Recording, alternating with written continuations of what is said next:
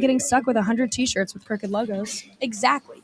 Plus, they'll walk you through everything, sizing, colors, material, so it matches the image we're trying to build. Makes sense. What's the name again? SM Athletics. Trust me, if you want to look like a real company, not a flea market stand, this is the move. If you're serious about your brand, work with people who are serious about getting it right. SM Athletics.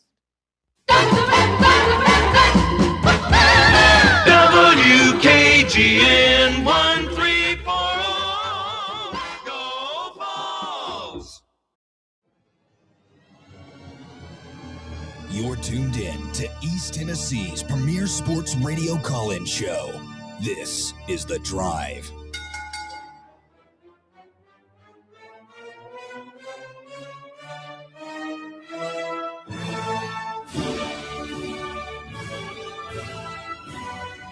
And hello, good afternoon, and welcome to another stellar edition of The Drive here on Fan Run Radio. Russell Smith punching the time clock at 3:02 on an overcast Wednesday afternoon here in East Tennessee. In studio this afternoon, gearing up for a big live show tomorrow at the all-new Liquor Vault Superstore, presented by our friends at Garage Beer Company. Hard to believe we are a week out from Christmas Eve. Yep. This time next week, we'll all be cozied up in our greatest Christmas sweaters, nestled up by the fire, chestnuts roasting, eggnog, some presents, trimmings, all that.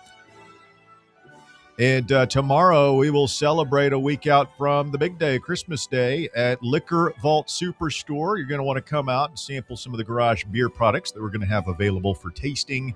And get yourself some Garage Beer, not just for the Christmas holidays, but, of course, college football playoffs. I mean, we're about 48 hours away from that. It'll be a great Friday night watching Bama and Oklahoma get after it. God, that's crazy. I mean, not just because of SEC pride. That, to me, that's the best first round game, too. Think so? Oh, yeah. Yeah. I mean, Miami A&M, maybe. I have very little interest. I'll watch them, but those two latter games on Saturday – yeah, we got to clean that up. Yeah, last year, the Friday night game was Indiana and Notre Dame, and you thought that was going to be good, and it ended up not being very competitive. No. We quickly figured out Notre Dame was actually for real last year. Yeah, well, I'm guessing that, well, at the time, I thought it was more of like, well, Indiana's, they are who we thought they were, but ended up being more of the former for certain. Yeah, looking forward to being at Liquor Vault Superstore. Come on out and see us. We'll be in North Knox. It's been a while since we've been on the north side of town. So if you're in the Fountain City area, come by and see us. We'll be in the old Party City building there on Broadway and Tazewell Pike at that weird kind of triangle intersection thing. They Nexus of the universe. Yeah, right by the interstate there. So come by and say hello and check out the Superstore, man. It really lives up to its name. It's a good place. So you sample some Garage Beer, patronize our sponsor there. And then if you want something to put in your eggnog or maybe a nice bourbon or something for the holidays as well, you can pick that up too. We'll be out there from 3 to 6 tomorrow, presented by Garage Beer Company. So a lot to get into here today. A blowout win for the basketball Vols last night. Really needed that one.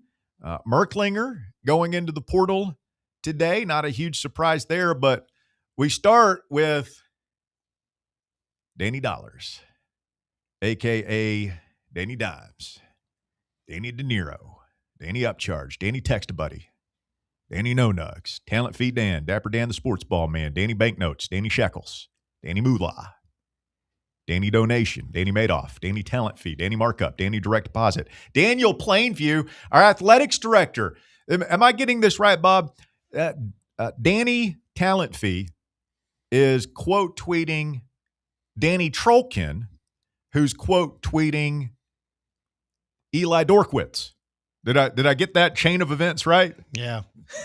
Talk about the company you keep, man. That's quite a chain there. I mean, we haven't really gone after Trolkin in a long time, but make no mistake, he retains his spot near the top of our list. Hashtag never forget.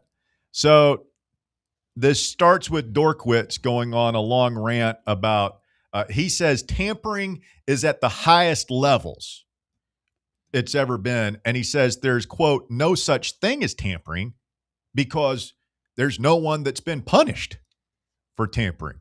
Right. Yeah, he's right. He's absolutely right. No lies detected. Like we are tampering and being tampered with, and it's a free-for-all. That's the way of the world. As much as it pains me to say it, because he did this going into it was I might have even been at SEC Media Days, not this year, but last year. Drinkwitz actually makes he's got some pretty insightful comments that he makes about the state of the game. This was another one. He has in the past. Yeah, dare I say saying. He stands on business? Stand on business, Josh. Yeah, I still don't like him, but I'll give him a tip of the hat because I do think he's got some sense in some of the things he's talking about. There's a few of those guys out there that will just say the quiet part out loud about everything. And, one of them might be our athletics director. So Dan Wolken, quote, tweets video of Drinkwitz talking about this, and Trolkin says, everyone in college sports knows the solution. They just don't have the stomach yet to execute it. Until then, there's no point in indulging the complaints. Well, there's a point in indulging the complaints. Like, how's change ever going to happen? Yeah, if things aren't going well, like you can point it out. Like there's, you've got to. That's why I kind of applaud Drinkwitz. Until we get it, it's going to have to be the majority of the people are going to have to say what he said today. Look, this can't go on. And so, Danny Warbucks, quote tweets Wolken and says this with the point arrow thing, the finger pointing the down. Finger pointing down emoji, because Danny Shekels is so cool and hip and with the lingo and everything. Yeah, he says there is a pathway to build a much healthier environment for college athletics within the current laws of our country. It's called collective bargaining. It will be complicated, hard, and likely not perfect, but it's far past time that we roll up our sleeves and do the work.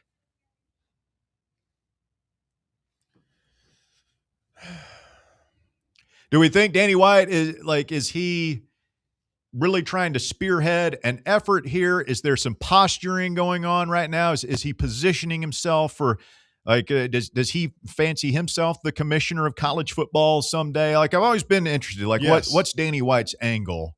Yes, in being here. I don't know. I mean, I don't know. If he's got any ulterior, maybe it was a really good job, and he came in, and he's restored Tennessee to athletic relevance. We've hit some rough spots lately, for sure. And then, he's done his whole Danny Gecko routine. Greed is good.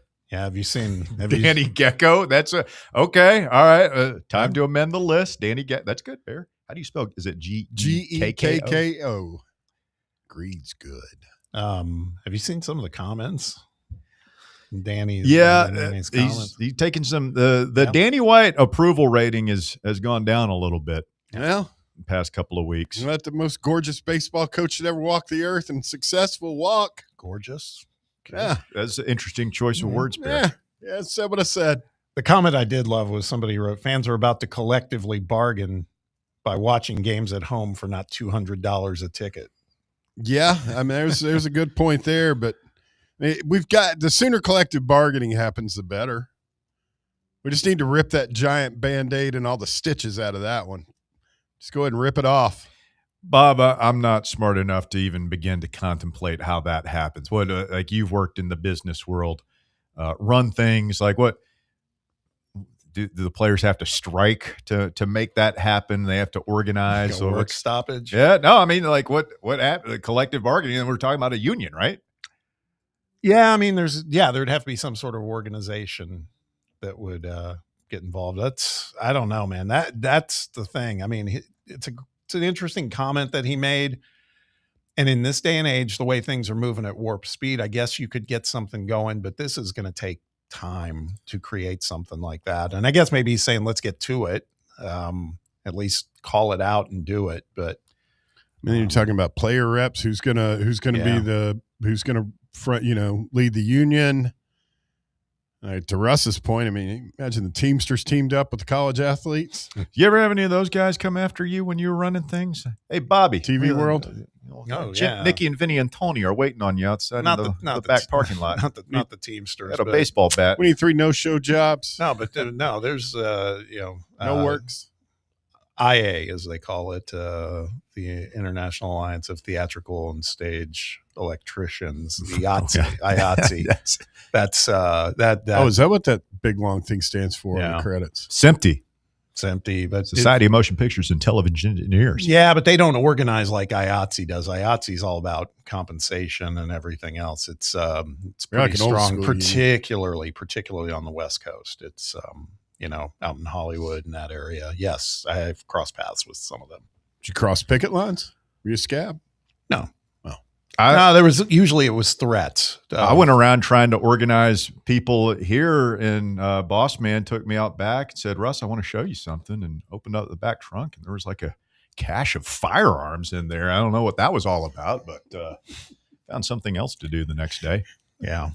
So it was a productive evening at Thompson Bowling Assembly Center and Arena last night as the Volunteers blow out number 11 Louisville 83-62 was the final. And I just kept thinking towards in the second half, was like, what a big deal we made of this game for the past week or so. And it was just a complete hassle-free, no drama effort at the arena. It just never really felt like we were in danger of losing that game. I mean, you talk about taking control, establishing dominance from the very jump, and never taking our foot off their neck. I was a little concerned when we had to go the last 2.5-ish minutes without Ament or Jacoby, but we weathered that We storm. handled it, yeah. Yeah, and at that point, as a matter of fact, I think added 2 points to the lead during that time. And at that point, I was like, man, we're good. I think we're going to be fine. I was a little bit frustrated still because we couldn't. There was that really long stretch during the first half where we couldn't seem to get more than like 6 or 8 points out in front of them. And if we just made our free throws, we would have been cruising in the halftime, like up 14. Oh, yeah. I mean, it could have been a lot worse if you make your free throws for certain. So Tennessee gets the win, 8-3 now. You've got basically 2 built-in wins coming up towards the end of the month before you start conference play at Arkansas. So assuming no disaster there, you go into conference play at 10-3. I think that's perfectly acceptable. A lot of people probably would have taken that before the season, but it's interesting, right? It's never as bad as you think it is, never as good as you think it is. We weren't ready to cut down the nets after we beat Houston, and we weren't ready to fold up the program and send Rick Barnes into retirement after we lost to Illinois. Yeah. No, I think this was a kind of vintage Rick Barnes team performance, right? And it was kind of one of the things. I mean, look, I did feel Tennessee could win the game. I said that last night going in the end of the show, but never did I imagine we were going to win by 21 points. Well, and we didn't know that Mikael Brown was going to be out. Look, this is a huge resume win for the Vols. Now, will the committee factor in Mikael Brown's absence when they're weighing the metrics of this all at the end of the season? They have so many other things to factor in at that point. I think this is no. That'd be a small footnote. And it would have been if we had beaten Louisville by 6 without Mikael Brown, then that might merit some consideration. But no, I think I firmly believe we would have beaten them even if he were out there. Yeah, but I mean, it went down like you called it yesterday. You said we were that our bigs, we would just big boy him. And then I noticed in one of the tweets from one of the Louisville beat writers, it was the same guy that was talking about the T-shirt thing in that tweet. I looked at some of his other tweets, and they were like, this is not good. The second time, apparently, they've gotten big boyed, as they termed it. Yeah. Yeah, Arkansas did it to him too. And Pat Kelsey used the term we were using. He said they muddied it up with us. Yeah, that's what you said. Yeah, we were saying drag him into the mud, and that's what we did. And I mean, yeah, it was fun to watch, man. It was like because those guys showed us fans that it mattered to them too, man. They had their backs against the wall. They wanted to win, and they left little to doubt. That was nice to see. A lot of great high points that we'll get into as we get into the show here this afternoon. I thought that everyone contributed. We played all 11 guys. Henderson didn't play that much, but I don't think anybody played poorly, which is a great sign for Tennessee. And if I could just zero in on one more thing, I hope that this is a turning point for Jacoby Gillespie, because he had only 3 points in the first half. He hit that 3 right at the beginning, and then he didn't score. He got the 2 fouls and ended on the bench for the last couple of minutes of the game. And it's just like, oh, man, where's this guy's head at? Comes back, scores 20 in the second half to finish with 23, season high for him. Is that a, things are starting to click for him moment going forward? We'll see. Yeah, it felt like in the beginning of that second half, he flipped a switch and did the best thing he does, which is get to the basket. Like, watching him go by defenders and get to the basket is the best thing he can do for this offense. And that's how he went on that 7-0 run by himself in the second half. He just went to the basket over and over and over again and got open looks. 24 wins since the 21-22 season for Rick Barnes against top 15 teams in the AP poll. No other school has more than 20 in that same span. Let me say that again. Big game, Rick. Yeah, in the past 4 seasons, Tennessee has 24 wins against AP top 15 teams. No other team in America has more than 20 in that span. So we're clear of the field by 4. Yeah, I mean, that's a pretty strong stat right there. Coming up, our old pal Rick Butler joins the fray. Mr. Fabulous is back. It's been a while. We'll talk all things Tennessee basketball with Rick. And then in hour number 2, Connor O'Gara of Saturday Down South is going to join the show. We'll preview the college football playoffs with him and figure out what Tennessee needs to do to get back into the college football playoff discussion a year from now. Jam-packed show, just scratching the surface. It's a beautiful afternoon in East Tennessee. Let's do the thing. More Fan Run Radio coming up. The Drive. It's the gift that keeps on giving the whole year. Can't get enough Fan Run Radio? Download the free Fan Run app and take the best Tennessee sports conversations with you wherever you go. Garage Beer presents a special live broadcast of The Drive this Thursday at the all-new Liquor Vault Superstore in Fountain City on Tazewell Pike and Broadway in the old Party City building. Come get stocked up for Christmas. We'll have Garage Beer tastings at the store, and we'll be giving away Garage Beer and Fan Run swag. It's a very Fan Run Christmas, presented by Garage Beer. This Thursday from 3 to 6 at the all-new Liquor Vault Superstore. Fountain City on Tazewell Pike and Broadway. Be there.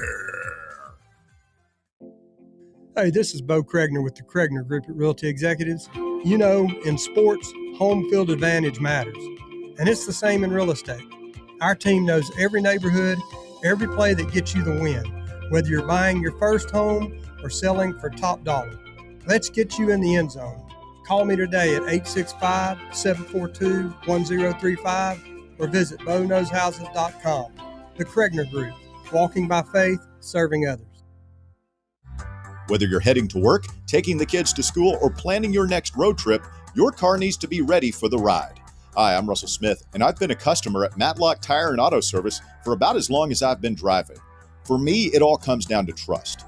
Look, I'm not a car guy, and I just don't want to get taken advantage of on car maintenance costs. Matlock Tire Service is a family-owned and operated business, and they wouldn't have made it this long if they hadn't been providing trustworthy service you can depend on. They're the home of the price match guarantee, which means you can bring in any competitor's ad, and Matlock will match the exact same tire for the exact same price. I've bought a lot of tires at Matlock over the years, and I always go there for my oil changes. You should too. They've got locations in Farragut, Hardin Valley, Lenoir City, Maryville, and Athens. Visit their website, matlocktireservice.com, to find the location nearest you and schedule your appointment. Tell them Fan Run Radio sent you. Honest service, quality work, dependable care, Matlock Tire and Auto Service.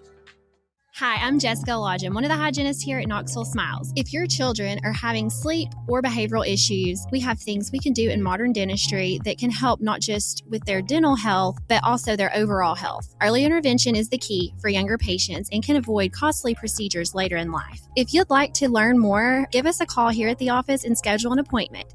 865-539-1776. Or just book online at knoxvillesmiles.com. Smile brighter with Knoxville Smiles. Vol fans, reimagine your home at Broadway Carpets and Flooring for any remodeling or building needs. With a variety of carpets, rugs, hardwood, vinyl, and stone, Broadway has all the flooring and installation options you're looking for, including pet-resistant products like Pet Perfect Carpet from Shaw Floors. Visit their showroom in downtown Knoxville or the location in West Knoxville located on Kingston Pike near Pellissippi Parkway today. Hey, Fan Run listeners. This winter, our friends at Crumble are bringing you nothing but warmth and joy. With an expanded rotation and a variety of pies and cakes, Crumble is bringing the heat every week to keep you cozy. Download the Crumble app to discover what's in store for you. From party packs to gift cards, even special loyalty rewards, Crumble Cookies has plenty for you and your family this season. Shake the frost this winter and cozy up to your nearest Crumble location. All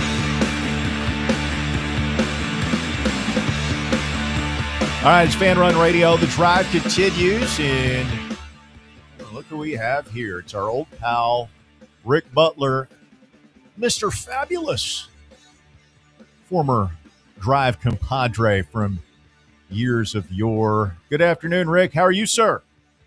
Yeah, good afternoon, Russell, Bear, Bob, everybody in the studio. It's been a long time since I've heard that nickname, and so that thank you for a little bit of the ego boost. I enjoyed that one back in the day, and I think it still holds true if I don't say so myself. What, they don't have flattering nicknames for you at RTI? I got nicknames. Yeah, Reek was one that can stay buried. It had its moment. We all lived it up, but I'm happy that it got buried along the way. I will never forget, Bob, when this is at the height of Game of Thrones mania, and we were all super into it. Yeah. And when it hit me live on the air, and I called him just off the cuff, Reek, for the first time, the deflation, immediately, like his shoulders slumped, his head bowed, because he knew. It's like, first of all, that's a horrible nickname. But second of all, there's nothing he could, like, that's what we're going to call him from now. He just knew. It's like, oh man, I'm never going to outlive that one. And it stuck. Yes. Everybody's eyes lit up. It was one of those ones where you knew exactly what was coming, but not just because I knew that you guys thought it was funny, but I knew in my heart of hearts that it was good. And so there was nothing that was ever going to be done about it. And I just had to wait for Game of Thrones hysteria for either that to, kind of wane off, or for me to leave the studio. And it took for the latter for that one to kind of go away. You did both, and it's still a thing. You'll never outrun it. All right, Rick, appreciate you jumping on here. How excited are you for Tennessee football in the Music City Bowl? I know you and Shump will be on the RTI private jet. Bob's already assured me no expenses being spared for this one. You guys will be up there chronicling it for your RTI readers.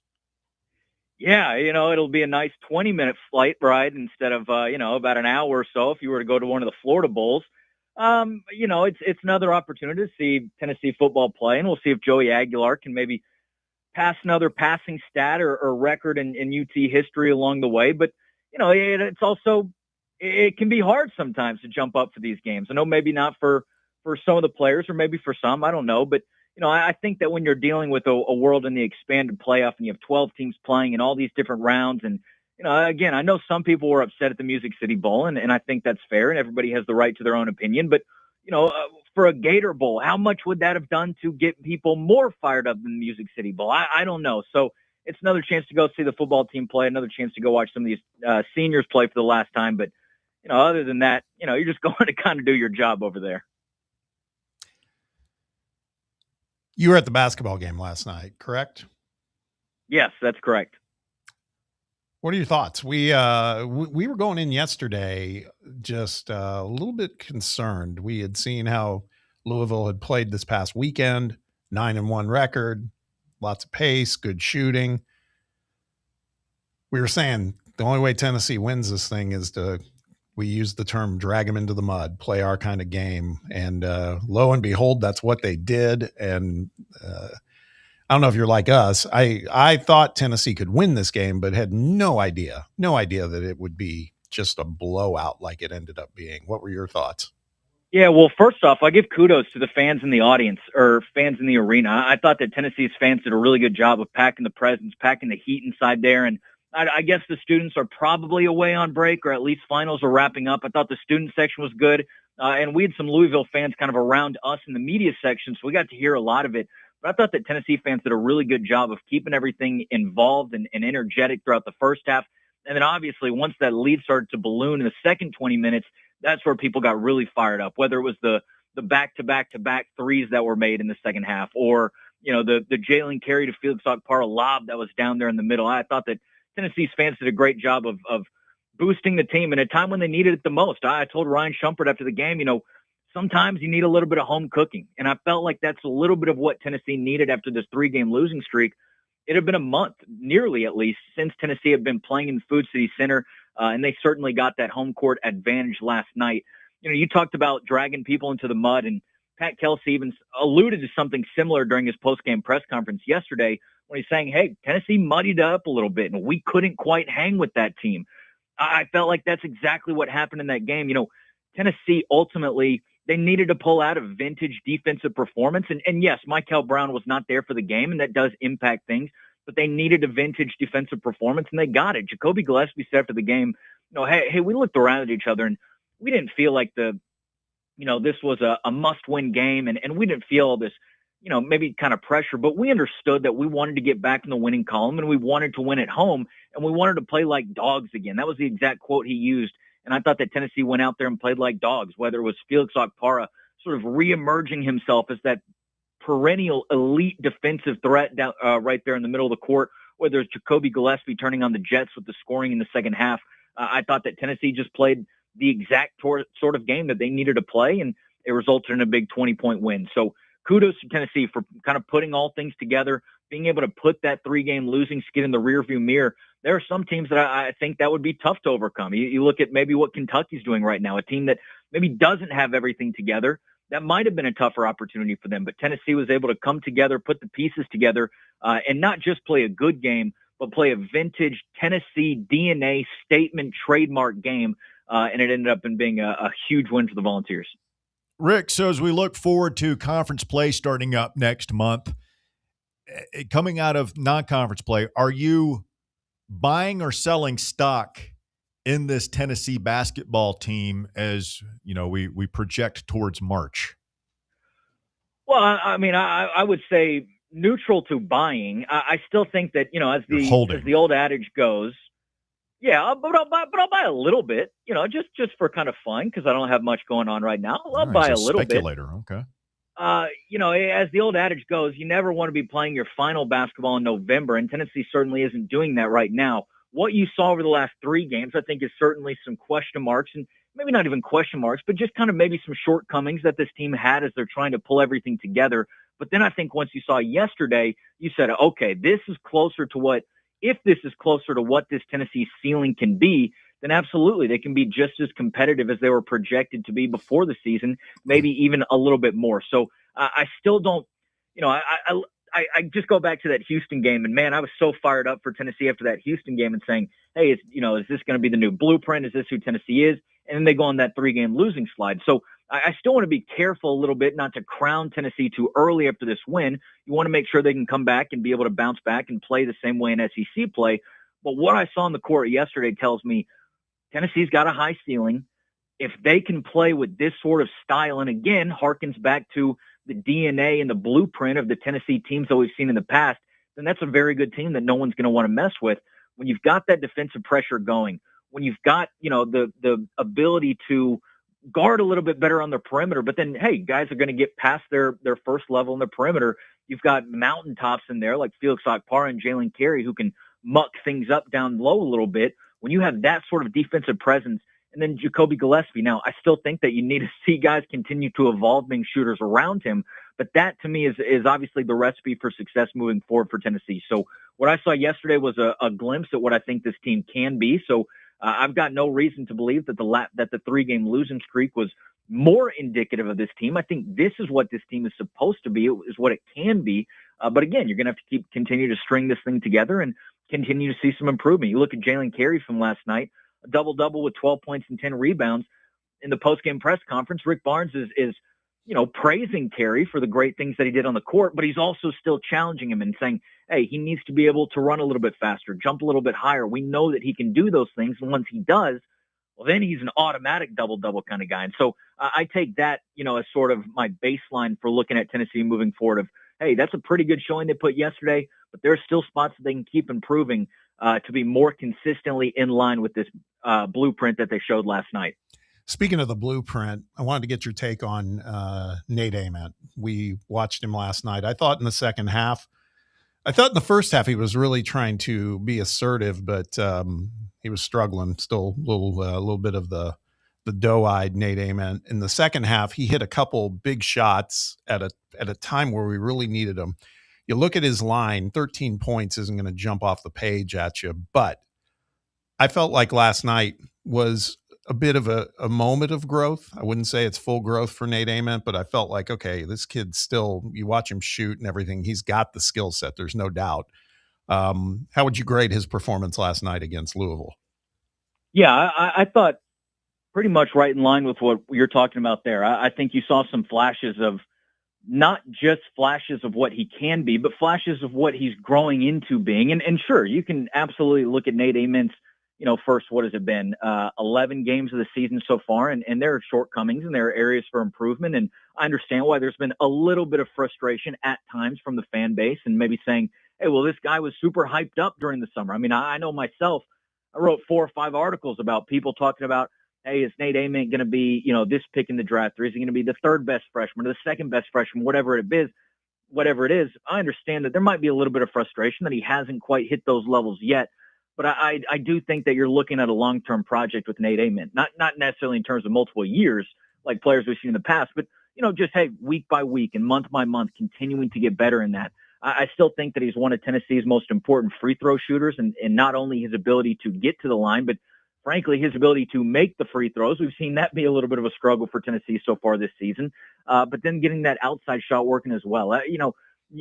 We kept hearing from players or from people inside the building, and I know my cohort, Ryan Shumpert, was at a lot of the preseason practices and saying, yeah, Nate Ament can really shoot the ball. And he saw him, and people inside the building have said that he shoots the ball better. He has the ability to shoot the ball better than he's been doing in game. I think it's just a matter of when does that translate over to the game. You saw a little bit of it last night with him being able to hit that big one in the middle of the back-to-back-to-back stretch. So there's kind of 2 sides of the coin where one side is saying, okay, well, there's still room for growth and you still expect that to come and you're waiting for that to happen. But on the other side of it, it's, hey, we're like a week or 2 away from SEC play. So you need to kind of turn on those jets a little bit more. So I'm with you. Obviously not a perfect game yesterday, but some encouraging spots. And I think if they can really hone into those places where he's doing good, hone into the places where, he's just got a little bit more to kind of turn the corner. I do think that you're going to start seeing the Nate Ament that I don't want to say was promised before the season, but, was very highly speculated upon before the season. Rick, are your Cowboys finna gag? They gonna yak up a bone? Man, that was ugly. What a sore subject in the middle of a Tennessee basketball conversation. Well, my Cowboys are dead. Not that it hasn't been a fun but aggravating ride through the season so far, but they're dead. It's unfortunate that the Philadelphia Eagles. There's definitely been some fun moments. You beat the Chiefs you beat the Chiefs and the Eagles in back-to-back weeks. You felt like things were going well, and Quinnen Williams, he's a dog, that mammoth of a man right in the middle of the defense. But again, without its plenty of aggravation throughout the season. So the Cowboys time to are bench dead. Dak and go to Joe. It's time. I have thoroughly enjoyed when Joe Milton gets to step out on the field and throw that ball. I think he's thrown an interception in all of his appearances so far, but he can't miss football. He is absolutely can't. I do plead for Joe Milton Bazooka Joe a little bit towards the end of the season, just because why not? Why not? If you're out of the playoffs, go ahead and throw out the bazooka out there. I don't know if you know this, but he can throw an orange like 700 yards or something. I'm here for the Joe show. I still think Vitello should have had him try pitching. Somebody might have gotten killed, like somebody in the stands. Yeah, Major League. That's exactly it. It's Charlie Sheen. Just a bit outside. Rick, we don't have the little music sounder or anything for it, but I've got a Will It Suck for you. Is Cody McClure in studio? Can he just run by and do the intro real quick? Bear killed the intro or something. I don't know. Whoa. All right, here it is. Yeah, go for it. Will it suck? Will it suck? Will it suck? Suck. All right. Yeah. Disclosure Day.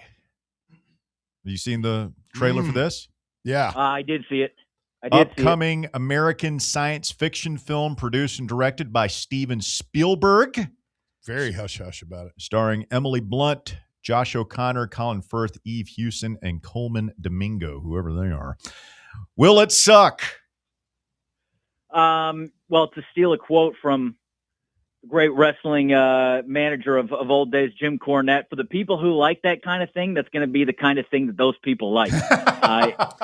It might not be my cup of tea, but I think that for the people who love that kind of stuff, I bet it's going to be phenomenal. It is totally not in my wheelhouse. Really? But Why for not? the sci-fi junkies out there, I think it's going to be probably phenomenal. For people like me and Shumpert, I think it harkens back to the days of the mid-'90s giant summer blockbuster. Yes. Right? This is like it's also got Emily Blunt in it. Independence Day bears into Emily Blunt. Who's not? I can't tell you anything she's done other than those movies where they couldn't hear or they can't make a sound. She was in a really was it Edge of Tomorrow with Tom Cruise? She was in the Tom Cruise movie, and then she was I think she's nominated for being in that Dwayne Johnson movie, The Smashing Machine. She was that really did not do that. good in the box office, but people said that she was great. Yeah, she was really good. She was also in Oppenheimer. That's right. Yeah. No, she's been in a lot of good Is she stuff. married to somebody? Is she married Johnny to She's married to Jim, the guy Jim from Halpert. The Office? Yeah. Jim. Yeah. Who's also like, he went from being that dorky dude to like he stars in Jack Ryan. Yeah, he's Jack. Him and Chris Pratt had the same kind of He's like a tough career guy. path. Yeah. True. It seems like it's got a little bit of pluribus to it, like this maybe a Some hive weirdness. mind thing going on. Yeah. Really? It's Yeah. hard. It's hard. Have you seen the teaser yet, Bob? No, I haven't. I mean, it's not a whole lot of information, and they said that nothing's leaked out about it. Yeah, I think it might be good. I think it might be good. Spielberg, man, summertime. Heck yeah, it's going to be good. All right, are we good here, boys? Bob, anything else for your employee? No, you guys run the gamut with Rick. It's wrestling, it's movies, it's We didn't get into wrestling. What's this I hear about Cena? I know you go out on your shield, you go out on your back, right? But you get pinned. Like, this is a big controversy in the wrestling world. He tapped out. He just tapped out. Yeah. He's never tapped out ever. He tapped out? Yeah. Tapped out. Yep. Yeah, I didn't hate it. I know a lot of people who did. I hearkened it back to when Obi-Wan Kenobi, he just kind of gave up against Darth Vader in A New Hope. Wow. Yeah, but he knew for that the greater good. Obi-Wan Kenobi, he knew he was a Christ he knew his figure. He time was up. sacrificing himself. Exactly. I think that John Cena was a Christ figure in this moment. Maybe not exactly. I've always Maybe that's said a bit. professional wrestling, a lot of religious undertones there. So Absolutely. It's professional wrestling, very biblical, but I hearken it back to A New Hope. And so I didn't necessarily hate it that much, but some people have. Some people are very upset. Yeah, but I mean, I'm upset that I'm listening to this right now. Obi-Wan knew, Rick, you know That's this, not that nice, if he was Bob. struck down, he would become more powerful than Vader could ever imagine. it's true. That's true. true. Just That's like why Christ. he was willing to go ahead and step through the doorway. He went out with a smirk, and This you is got how to our show respect him used for to be that. when Rick was on it, Bob, where you plucked him. Yeah. Yeah, Bob it was feels like he's chaotic. getting Stole him from dumber us. by the second. Yeah. I'm Seems sure to the happen. audience does. Seems to happen a lot. All right. Thank you, Rick. Good to hear your voice, my friend. Merry Christmas to you and the family, and I'm sure we'll be catching up again soon. Yeah, well, thanks, guys. It's always a pleasure to talk to you guys, and I hope to see you all in person here soon. And I'll give one last shout-out if I have time. Today is my dad's birthday, so I'll say happy birthday to him. Warren. He's Warren B. a 10-year It's going to regulate. listener of the Drive, and obviously good friends with all of you guys. So I'll give him a happy birthday on the way out, and I hope to see you guys soon, whether that be at a sporting event here sometime soon or at one of the great local establishments and sponsors around this city. Rick, I will see you on Friday, my friend. Hey, Rick, give my right. best to Warren and Pam, to your mom there. Warren and Pam. I'll check it down. All right. Thanks, Rick. Appreciate you. All right. Salute, guys. See you. Thanks, man. Rick Butler, Rocky Top Insider, making his presence felt this afternoon on the Drive. Got to take a quick timeout, and we'll be back with more Fan Run Radio after the break. Stay with us. The Drive. Merry Christmas, you filthy animal. You're locked onto Fan Run Radio, 105.7 FM, 1340 AM, and online at fanrunradio.com. What kind of day is it? It's a White Claw day. Light and refreshing tasting, uniquely cold wave filtered. There's an iconic flavor for everyone. Come on, grab a pack. White Claw. Grab life by the claw. Please drink responsibly. Hard seltzer with flavor. White Claw Seltzer Works, Chicago, Illinois.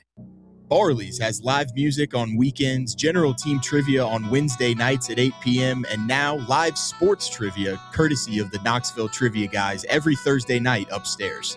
The game starts at 7 p.m. and is free to play for everyone, so head on down to the Old City and show off your sports knowledge and win gift cards to Barley's. Use those gift cards to buy some delicious food and drinks, and you can take it all in with their wide selection of TVs and indoor projectors. Barley's Tap Room and Pizzeria. Yee-haw! I've been hooting and hollering ever since I started betting with the VIP Play app. VIP Play has more than 200 leagues, every bet type you can imagine, live betting and live hosts, all with 24/7 support from real live people when you need them. Start betting better with the VIP Play app today. Don't be a better, be a better with VIP Play today. Download VIP Play today or head to VIPPlayApp.com. Make sure you use the promo code FANRUN to take advantage of their welcome bonus and so they know that we sent you. Gambling problem? Call 1-800-8899-789. Must be 21 or older and located in Tennessee to bet. This is an important medical message from Men's Pro Knoxville. If you're a man over 30 or you love one, and you've noticed changes that come with aging, performance and intimacy challenges, those aren't random off days. They're often signs of biological change and ED showing up in your life. Now is the time to act. I'm Evan Bass, and I started Men's Pro Knoxville because I saw the difference great medical care makes. We've been working hard every year to level up so you can too. Listen, sign up for some subscription pill, and sure, something might go up, mostly your auto renewal fee.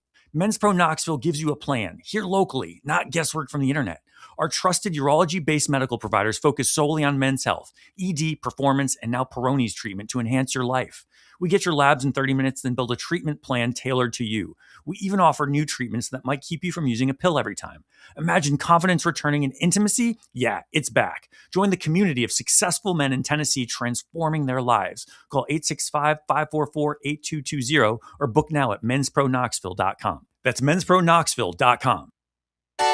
Citizens National Bank. Looking for the ideal gift this holiday season? Visa gift cards from Citizens National Bank make the perfect gift. It's the right size, the right color every time. Ask about personalized bulk orders for your family and friends or customers and employees. For more information, call or stop by today.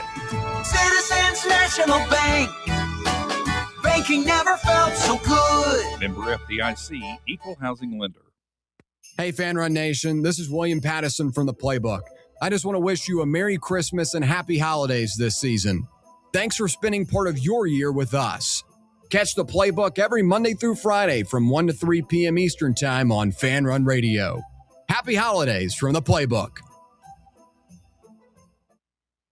Just hear those sleigh bells jingling-a-ring-a-ting-a-ting-a-ling-a-too. Ring-a-ling-a-ling-a-ting-a-dong. Come on. All right. Thank you. It's Fan Run Radio, The Drive, and I'll do a choose your own adventure segment here. I've got 3 choices for you. Number 1, Adam Sparks, friend of the show, Knoxville News Sentinel, UT football beat writer, has a list of 9 transfer portal quarterback candidates for Tennessee. Okay. And go through that. That's a lot. Or I have this date in Tennessee history UT basketball nugget that I think would be a fun walk down memory road that I think even Walker might remember not that long ago. Or I can give you the results of the great sauce debate poll of 2025, the chicken nugget sauce thing, Nuggets. We need the poll results. I mean, that's an Walker wants the poll results. Nuggets. Bear wants the nugget. No, I'm in. Nuggets in history. That's what I thought you guys were like into the whole, it's a sports radio call-in show, but no, we're watching this amazing Tennessee basketball game last night, and all my X timeline is just full of even the guys across the street. I had a couple of the state-run guys getting into, which they have their own thing going on over there. I'll get into that here in just a second, but pull up the results here, and I believe there's still a few minutes left if you want to. Should be about an hour. Chime in. Yep. What is the GOAT dipping sauce for chicken nuggets? Heated debate on the show and online yesterday. 39.8% of the 580 votes say honey mustard. That's great. 26.2% say barbecue. This is surprising to me. 18.6%, the third most highest rated sauce is ranch. And then 15.3% said sweet and sour. I am really stunned about that just because of how popular Polynesian sauce is at Chick-fil-A.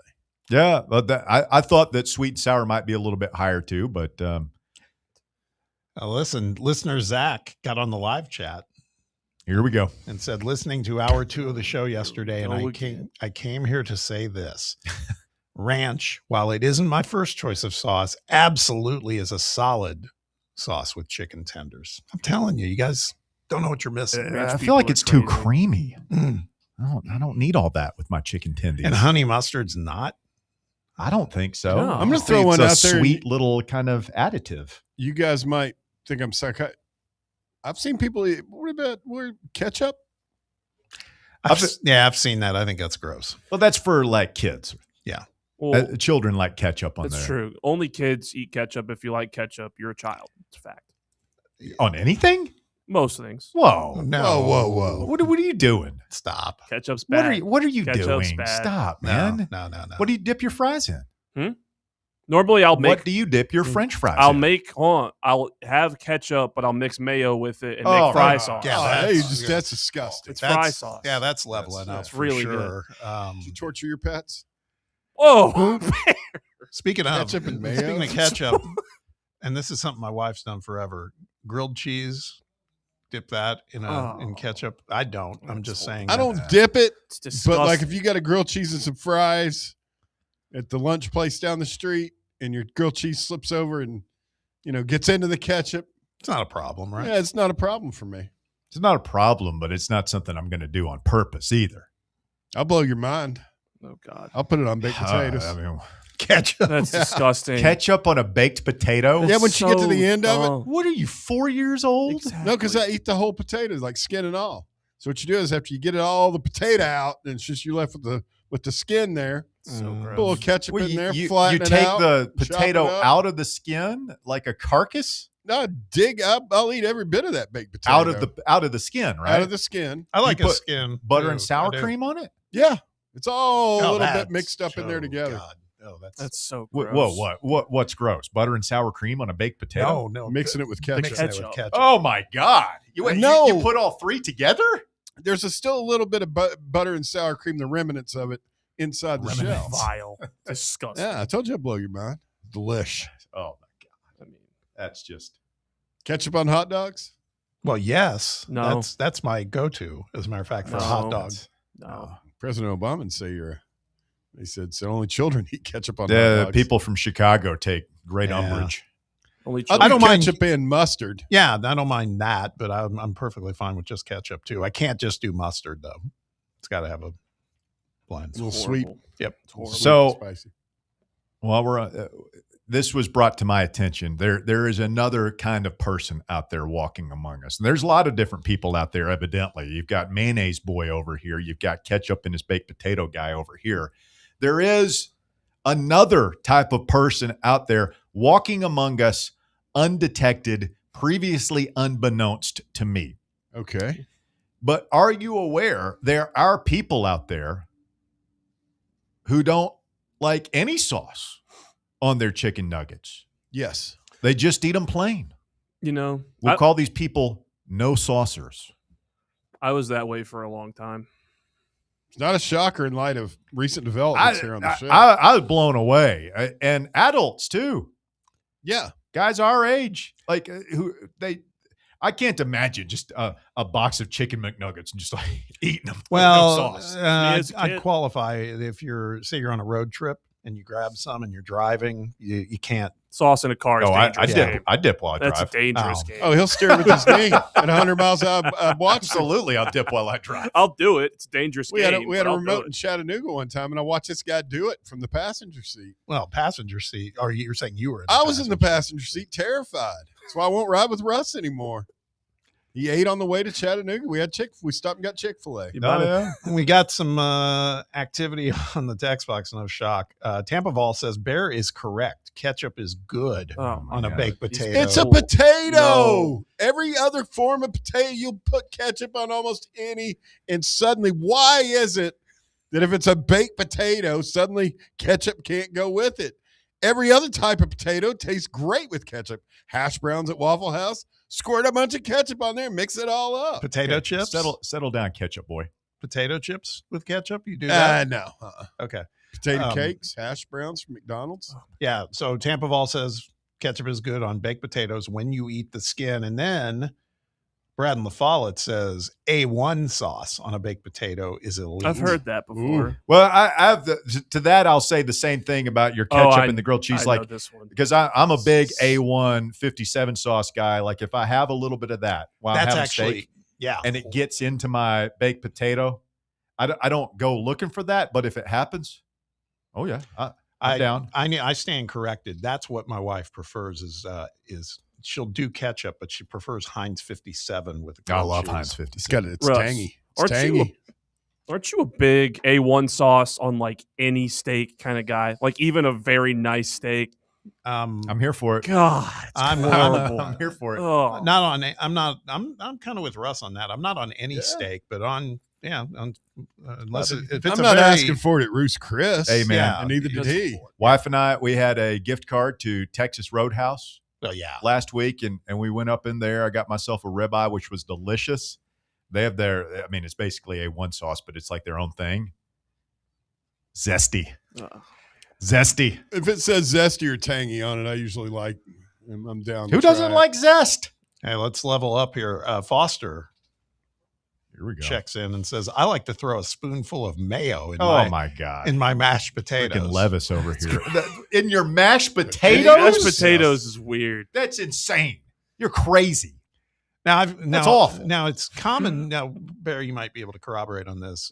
It's pretty common knowledge. Like you add sometimes like some sour cream to mashed potatoes to moisten them up a little. Yeah, there's a lot of. You'd be surprised what has mayonnaise in it in a restaurant. Yeah.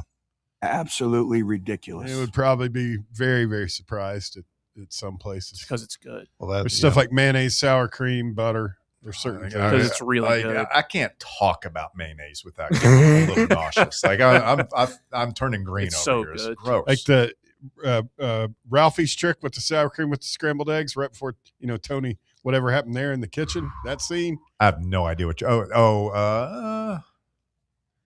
He's telling him his tip about scrambled eggs. He put a little sour cream in there. And here we go. Adam Chauncey says Frank's Red Hot on a baked potato is tier 1. That's approaching godlike status. Yeah, I can get down with that. That's a little hot sauce on your baked potato. That's normal. Though. Sounds good. Like that's a normal. That's no more normal than ketchup. In fact, I think it's a little further out there. I mean, normal for 13 and under. Ketchup and potatoes. Hot sauce is a man's condiment. Ketchup is not. Ketchup is a boy's It's condiment. for children. Then Chris says, You're a psychopath. Chris says Aubrey's and Calhoun's honey mustard is the goat. So good. Aubrey's honey mustard is top tier honey mustard. Now we've settled a lot today. I don't think we've settled anything. I think we just ripped open the wound again. We're learning hard truths. honey mustard is clearly the runaway winner as the GOAT dipping sauce. According to the people, you may differ. You're wrong, according to popular vote, but I feel like it feels like there are a lot of offshoots to this. You can dip anything. Yeah. In anything. This debate has also been a lot more collegial than the breakfast debates we've had. Stay with us. The drive continues. Fan Run Radio, hour number 2 coming up.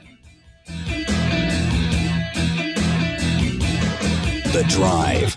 Hey, Knoxville. Surfside iced tea and vodka made with real brewed tea is only 100 calories, 2 grams of sugar with no bubbles and no troubles. That's right, zero carbonation, so it's easy to sip and enjoy. Headed to a game day or party at a friend's house? Bring an iced tea or lemonade variety pack from Surfside or try their green tea and new raspberry tea vodka. Find the can with the sunset stripes this season.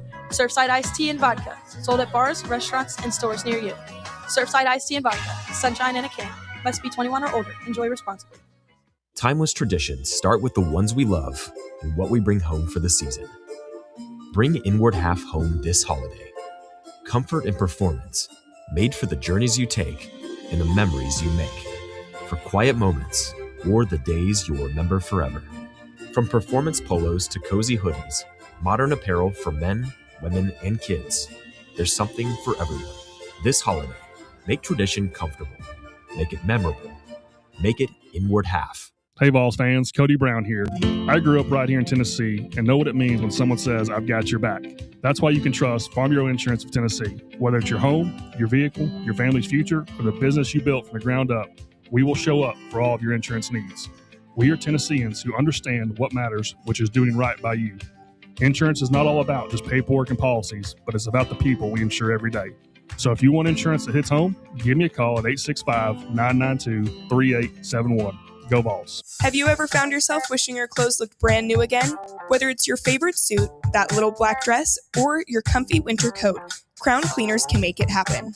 From stubborn stains to delicate fabrics, the expert team at Crown Cleaners uses the latest cleaning technology to ensure your clothes come back looking and feeling fresh. Visit one of their 2 area locations, Kingston Pike on Bearden Hill or South North Shore Drive near Dunkin' Donuts. Online at crowncleaners.com. Crown Cleaners, a tradition of excellence. What if I told you you could pay off your home in an average of 7 years without making more money or spending a dime less? Simply by changing how your mortgage is structured. Sounds impossible? Let me show you how it works. I'm Chris Burleson with University Lending Group, helping families across the U.S. save thousands in interest and own their home years sooner. Don't believe me? Give me a call at 865-388-7634 or visit smartloantn.com to learn more. NMLS number 332941.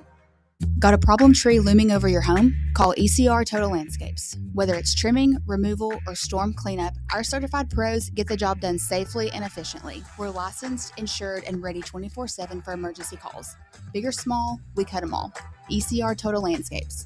Call now for a free estimate, 865-384-2012, and mention promo code FANRUN for free stump grinding on any tree removal now through the end of the year. Also, visit us at ecrtotallandscapes.com. You're listening to FM 105.7 and AM 1340, WKGN Knoxville, and W289CU Knoxville, Fan Run Radio. Are you a federal employee facing workplace challenges like suspension or removal? Are you concerned about your security clearance with any federal agency?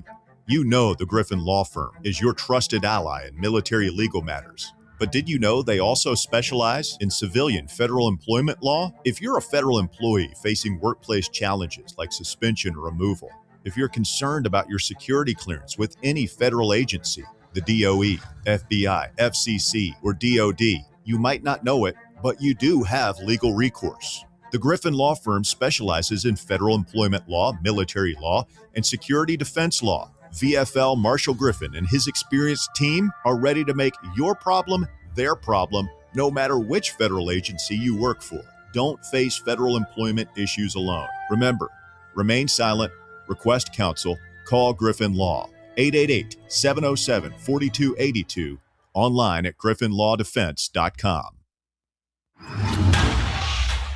It's time for the Drive's Top 4 at 4. Welcome back to Sauce Talk, hour number 2. You're on Fan Run Radio. All right, so we got one guy in the text box says, can we still hear the list of 9 transfer quarterbacks? Yes. Maybe. No. We can't. This is all sauce, all sauce. Unless they're honey mustard fans, they're not getting brought up in the conversation. Nobody wants to hear about I want to talk about the basketball game. All right, here we'll do the quarterbacks after the top 4.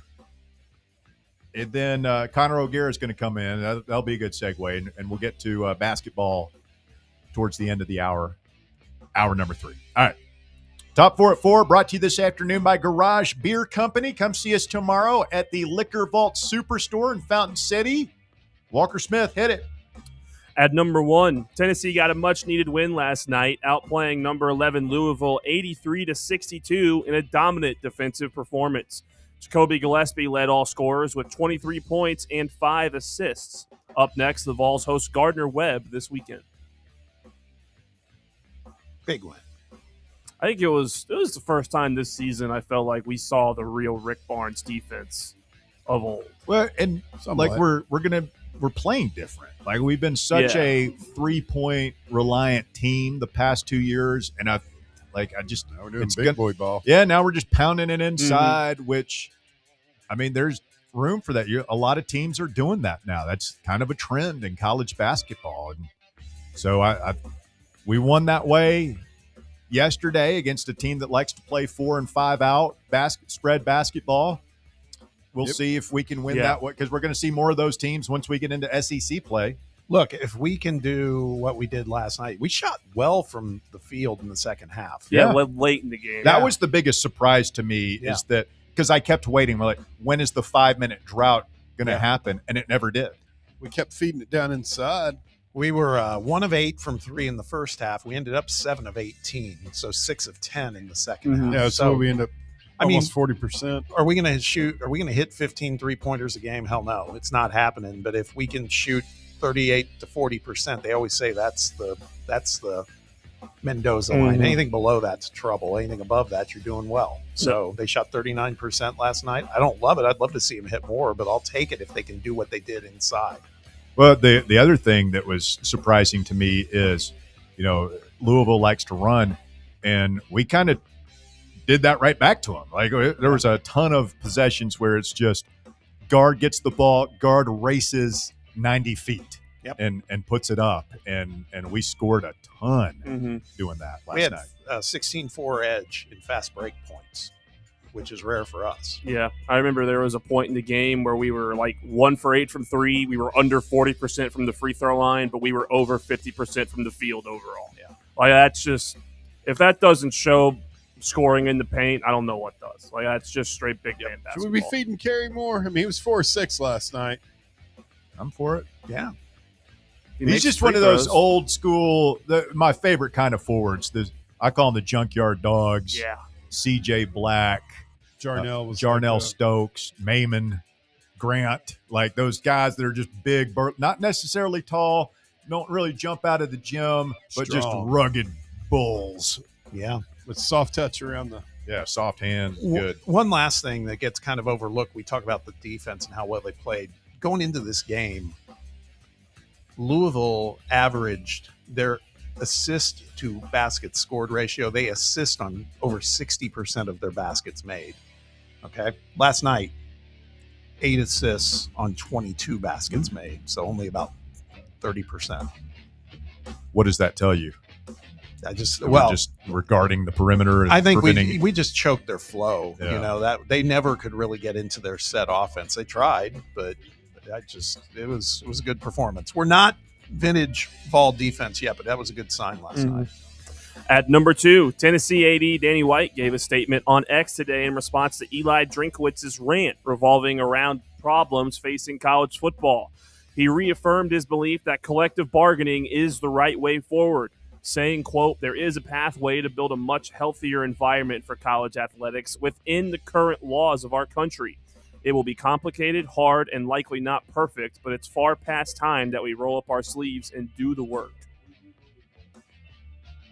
Danny White wants collective bargaining. I think he wants to run college football. I think that's people think he's posturing for a commissioner job or the AD at Notre Dame. I think he wants to be the head of the new whatever college football is in the process of becoming. Let's be really clear. I agree with you.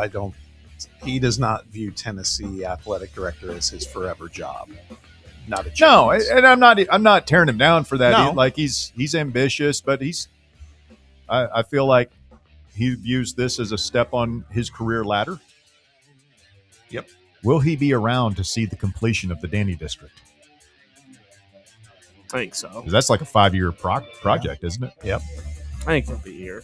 Another 5 years? Yeah, I think so. At number 3, there are a couple of good college basketball teams in action tonight. 10-0 Vanderbilt heads west to take on Memphis at 7 p.m. and number 8 Alabama plays USF at home at 8 p.m. Let's go Tigers. Yeah, I said it. I'm going to pull for Memphis tonight. Memphis. I hate Vanderbilt. What's They stink. Phil calling Tiger High? Fire hard, They're on the struggle bus, aren't they? They are. Mm-hmm. Vanderbilt's good. They haven't played I want to see. I like seeing Memphis in turmoil. Won't bother me at all if Andy puts the beat down on them tonight. Yep. Vanderbilt's the highest ranked team in the SEC right now. This must be what Kentucky fans felt watching Tennessee and Louisville last night. Probably. It's like, hey, whatever happens, one of my ops is going to be down bad, so I'm guaranteed to win. Mm-hmm. Those are fun games. Who do they hate more? That'd be a great. Who, Kentucky? Yeah. I don't know. I think it's kind of like us and Vandy and Memphis. It's split. Mm-hmm. But I think their hatred for Louisville is probably more intense than like ours for either. Yeah. But they don't like us either. At number 4, 5-time division champion Terrence Bud Crawford has retired from boxing with a perfect 42-0 record. The announcement came just 3 months after Crawford became the only boxer in the 4-belt era to become an undisputed champion in 3 different weight classes, accomplishing the feat when he defeated Canelo Alvarez for the undisputed middleweight championship in September. You know what's sad is I have no idea who this person is.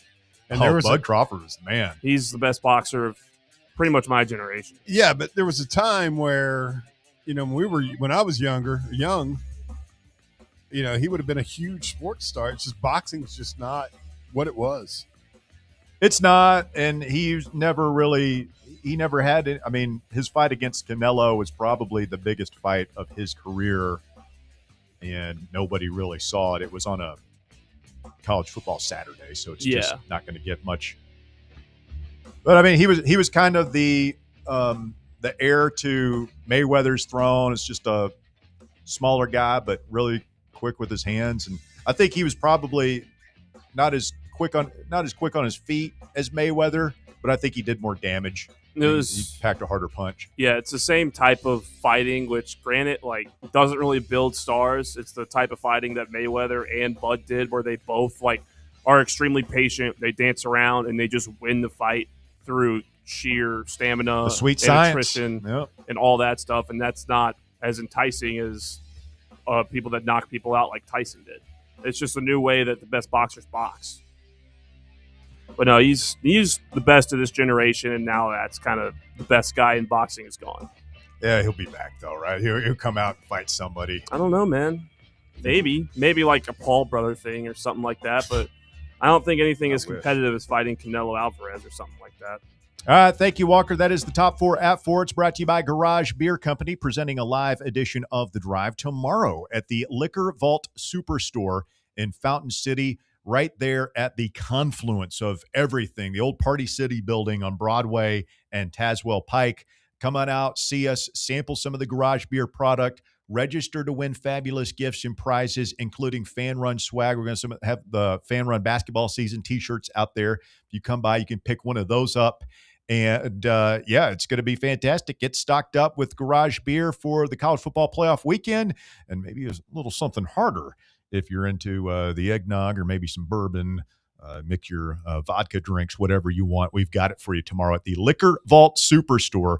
The Drive, live from 3 to 6 in Fountain City. North Knoxville, turn out, show up, show love, show support. We want to see you out there tomorrow. Let's get a call from Matty Ice. Good afternoon, Matt. You're on The Drive. It's Fan Run Radio. Russell, I hope we don't judge me for this, but I'm a sicko. Not necessarily ketchup on my my baked potato, but in terms of a hot dog, if you've never put coleslaw on a hot dog and had a slaw dog, it changes the way you look at hot dogs. I know people do that. Now, I'm not a big coleslaw fan. I'm not a big hot dog fan. So, like, that's just something that would never cross my mind. But to each their own. I'm going to put down at least 2 tonight for dinner, so to each their own. Bob, I wanted to get your thoughts on the game last night. Clearly, just a different outcome physicality-wise. We were just a better team. But the Houston game and this game, the thing that sticks out to me is just the points in paint. And I know that a lot of us as fans have been, preaching and praying for Nate Ament and our guards to just, take over. But to me, it just feels like we're going to go back to that 2019 style of play where we're just going to play through our bigs and we're going to live and die by that. The one thing that I did want to get your thoughts on is everybody was excited about Jacoby Gillespie and they were ready for him. And I think he's a great guard, but everybody kind of dismantled, or should I say disagreed, that Zakai Ziegler was this beta guard. And the reason I bring that up is him and Sakai are kind of the same player. I mean, right now, Jacoby's averaging, around the same points per game. And then the thing that really sticks out to me is they're both very turnover prone. Last night he had 3 turnovers.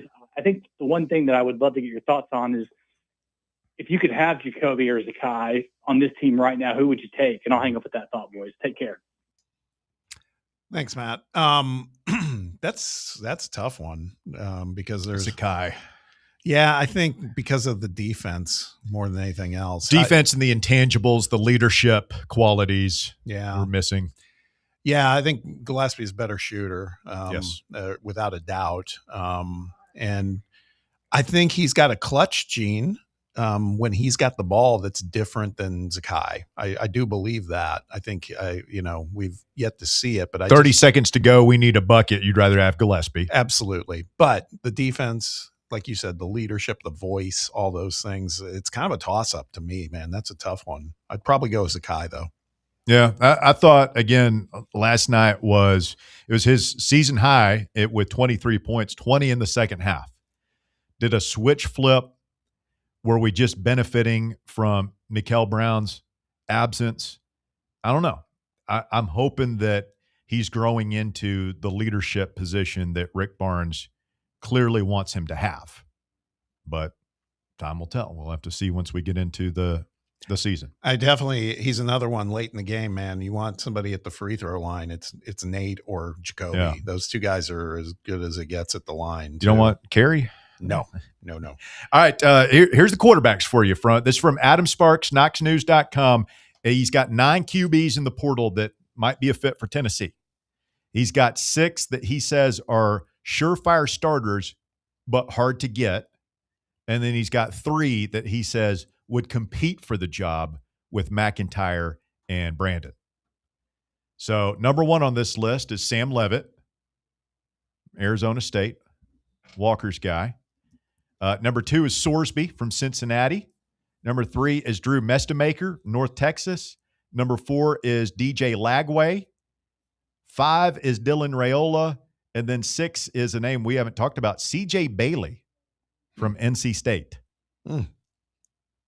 He's been a 2-year starter at NC State, who apparently he's completed 70% of his passes this season. Interesting name there. Here are the 3 that he says could compete for the starting job. Colton Joseph, who a couple of people have brought up to us this week. Doesn't ODU play tonight? I don't know. I think so. Walker, can you check that Old for us? Dominion? Yeah, I thought they. Yeah, they do. Yeah. What about ODB? Nothing? No. Bear's not paying attention. No. Aiden Childs from Michigan State. Remember, when he was kind of a golden boy? Yeah. They thought he was going to go there with Jonathan Smith and resurrect their program. He got beat out this year by a freshman. That's interesting. I wonder if he's just gotten chewed up in the gears of a bad team. You know what I mean? That's a mouthful. Yeah. And then the final one is Kenny Minchie from Notre Dame. He's a Hendersonville, Tennessee native. Was a 4-star recruit in 2023 out of Pope John Paul II. Showed promise at Notre Dame, but just never really was able to win the job there. Obviously, it's a very competitive situation at Notre Dame. For his career in 3 seasons, including a redshirt year, so he would have 2 to play, he was 23 of 29. Excellent completion percentage. For 212 yards, he also rushed for 96 yards and 2 touchdowns. So Minchie, Childs, Colton Joseph, and then C.J. Bailey, which I'm going to have to read up on him. Raiola, Lagway, Mestamaker, Sorsby, and Levitt. Is Mestamaker is that Davies guy? Yeah. The North Texas. I mean, I'm kind of crossing out Lagway. Maybe I shouldn't. I kind of did too once it sunk in. He is injury prone, and he's going to be asking for a lot of money. Mestamaker, Sorsby, and Levitt I could get on board there. That would get me fired up. We get one of those guys. Walker, how would you feel if it happened where Levitt came here? Would you feel betrayed? Would you feel like, hey, at least he's coming to my other team? A little bit of both. I'd feel really bad about how it ended at ASU, but over time I would be excited just to watch him play football. I mean, he's the best quarterback in the portal. Like I don't think there's really shouldn't be a debate about who the best quarterback in the portal is going to be. It's Sam Levitt. Agree. Like he's like a level above everyone else. In 2020, he never had the monster season. 2024, he threw for 2,800 yards, which is a lot, but it's not a lot, right? Mm-hmm. And that was his burst on the senior. And then obviously this year his season was cut short. The overall cumulative stats aren't there, but if you go back and you watch the game he played against Texas in the college football playoff last year, that was kind of the big, like, he was rock this and roll, guy man. is It a was dude. fun. Yeah. And then there were some games this year where he was doing some Cam Newton-like things. Like, it was crazy. Okay. Well, he's a bruising runner at times. I did notice that. Yeah, he'll run into people. He's the big, best strong guy. runner out there. Like, he's incredible. 61% pass completion. We can live with that.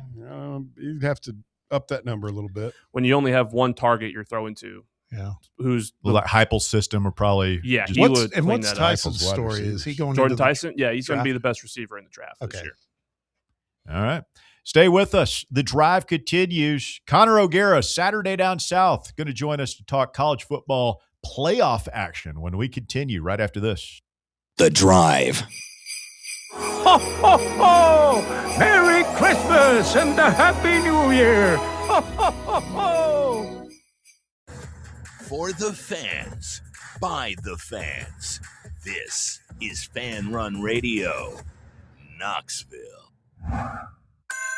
Garage Beer presents a special live broadcast of The Drive this Thursday at the all-new Liquor Vault Superstore in Fountain City on Tazewell Pike and Broadway in the old Party City building. Come get stocked up for Christmas. We'll have Garage Beer tastings at the store, and we'll be giving away Garage Beer and Fan Run swag. It's a very Fan Run Christmas, presented by Garage Beer. This Thursday from 3 to 6 at the all-new Liquor Vault Superstore. Fountain City on Tazewell Pike and Broadway. Be there. Running a business, coaching a team, planning your next big event, you need more than just gear. You need SM Athletics and Logo Solutions. Custom uniforms, branded apparel, promotional products, done right, done fast, and built to show off your brand with pride. From local businesses to high schools to major universities, SM Athletics is trusted by winners. Get real service, get real quality, get noticed. SM Athletics and Logo Solutions, where your brand comes to life. Visit smathletics.com and let's build something great together. Ho, ho, ho. Merry Christmas, you filthy freaks. From Bubba's Bad News to headlines or lopsided trivia contests, we appreciate all the support. You want me to make you some sandwiches? No, I don't want you to make any sandwiches. I'm trying to read a liner here. The Talk Sports family wanted to wish you all a very Merry Christmas and a Happy New Year. You sure you don't want me to make you some sandwiches? What's it with you and making all these sandwiches? Guys, stop fighting. It's Christmas. Peace on earth, goodwill towards men and women. Let's just wish everyone a happy and healthy holiday season and a 2026 filled with blessings. From our family to your family, Merry Christmas. North Knox Siding and Windows is a complete exterior home improvement company that can help you with all your home exterior needs. If your home needs new siding, windows, doors, gutters, handrails, a deck, or a new roof, then give my friends at North Knox Siding and Windows a call at 865-689-0505. You can also visit their showroom at 5618 North Broadway. Locally owned and operated and proudly serving all of Knoxville and the surrounding areas, North Knox Siding and Windows. Online at northknoxsidingandwindows.com. Bankruptcy, divorce, personal injury. These are just some of the curveballs life can throw at you.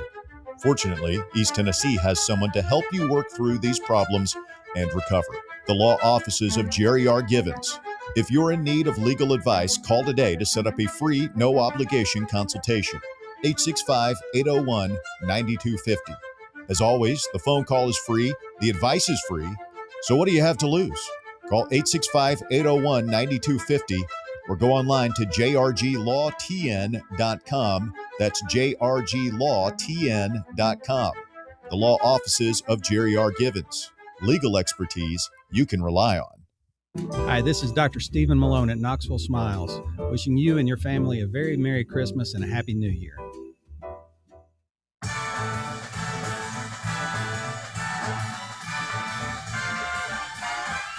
It's the most wonderful time of the year. Fan Run Radio, the drive continues.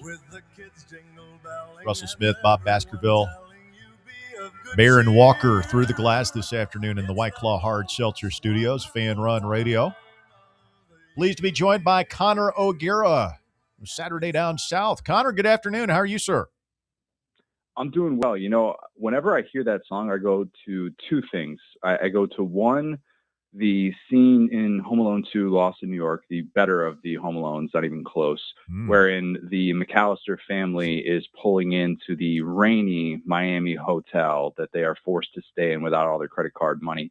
And then the ESPN commercial from about 20 years ago that they used to play to promote bowl season. Yeah. And I, once upon a time, would always think it's one most wonderful time of the year, bowl season. And that's changed just a little bit. I haven't exactly seen that type of marketing effort behind bowl season. No, it's not the same anymore, but we've got a college football playoff. So, you know, there's a trade-off here. This is what we all wanted, or most of us wanted. And so it's, you know, not a huge surprise that the bowl season has suffered, but we are about 37 minutes away from kickoff of the Staff DNA Cure Bowl, South Florida and Old Dominion getting after it today. So I know people will be tuned in for that. And by people, I mean degenerate gamblers.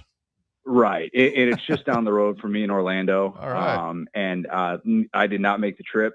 Let's just say there are more pressing things for me to spend my time on. That's no disrespect to the great USF Bulls. I love Alex Golish. I think he's going to be a great fit at Auburn. But yeah, I didn't exactly make the cut this year. And I think for a lot of people without necessarily certain gambling responsibly interests, I don't think bowl season necessarily makes the cut in the way that it once did. Well, the playoff weekend makes the cut. It's going to be exciting. We all have our own feelings about the group of 5 games, but you got Bama, Oklahoma on Friday night, and of course Miami and Texas A&M. I don't know why that game is kicking off at noon, but here we are on Saturday. Game you're most looking forward to this weekend? I think it is Miami going to travel to College Station to face A&M. I know that there are a lot of people that are kind of wondering what exactly A&M is. Did they just benefit from a favorable SEC schedule? I think two things can be true. I think they definitely benefit from that, but I still think they're one of the best teams in the sport. And I think on a given day, they can beat you in a variety of ways. And I also think Miami is exciting because in some ways they've gotten over the hump. You know, Miami has not played in a college football playoff. They were the team that for the weeks leading up to Selection Sunday, they were told, hey, you know, you're good, but you're not as good as this team that you beat. And I think that they're going to be playing with house money in this matchup. What does it look like for Carson Beck? he gets to play in a college football playoff after last year. He wasn't able to get that opportunity. We know what happened 2 years ago with the SEC championship loss to Bama. So, I think there are a ton of different storylines at play for that one. And I think it's just a really good matchup in the trenches. I mean, you might have the two best defensive ends in the upcoming NFL draft in Reuben Bain and Cassius Howell. And if you want to see two guys that can take over a game from that spot, this is a great matchup. Yes, it's at noon, 11 a.m. local time. They're giving us a full day of playoff football. I'm okay with it because that's ultimately what it yields. I don't want these games all at the same time. So it's good from that standpoint. But yeah, it will feel a little bit weird to have a game with such huge implications kicking off that early. Hey, Connor, thanks for joining us. Let's talk about those other two games. I mean, the game Friday night's going to be a banger. There's no doubt about that. But there's been a lot of chatter about the matchups that are happening in those other Saturday games with Tulane traveling to Ole Miss and then James Madison at Oregon. Where do you net out on this whole dilemma of, the G5 schools and their place in this field of 12?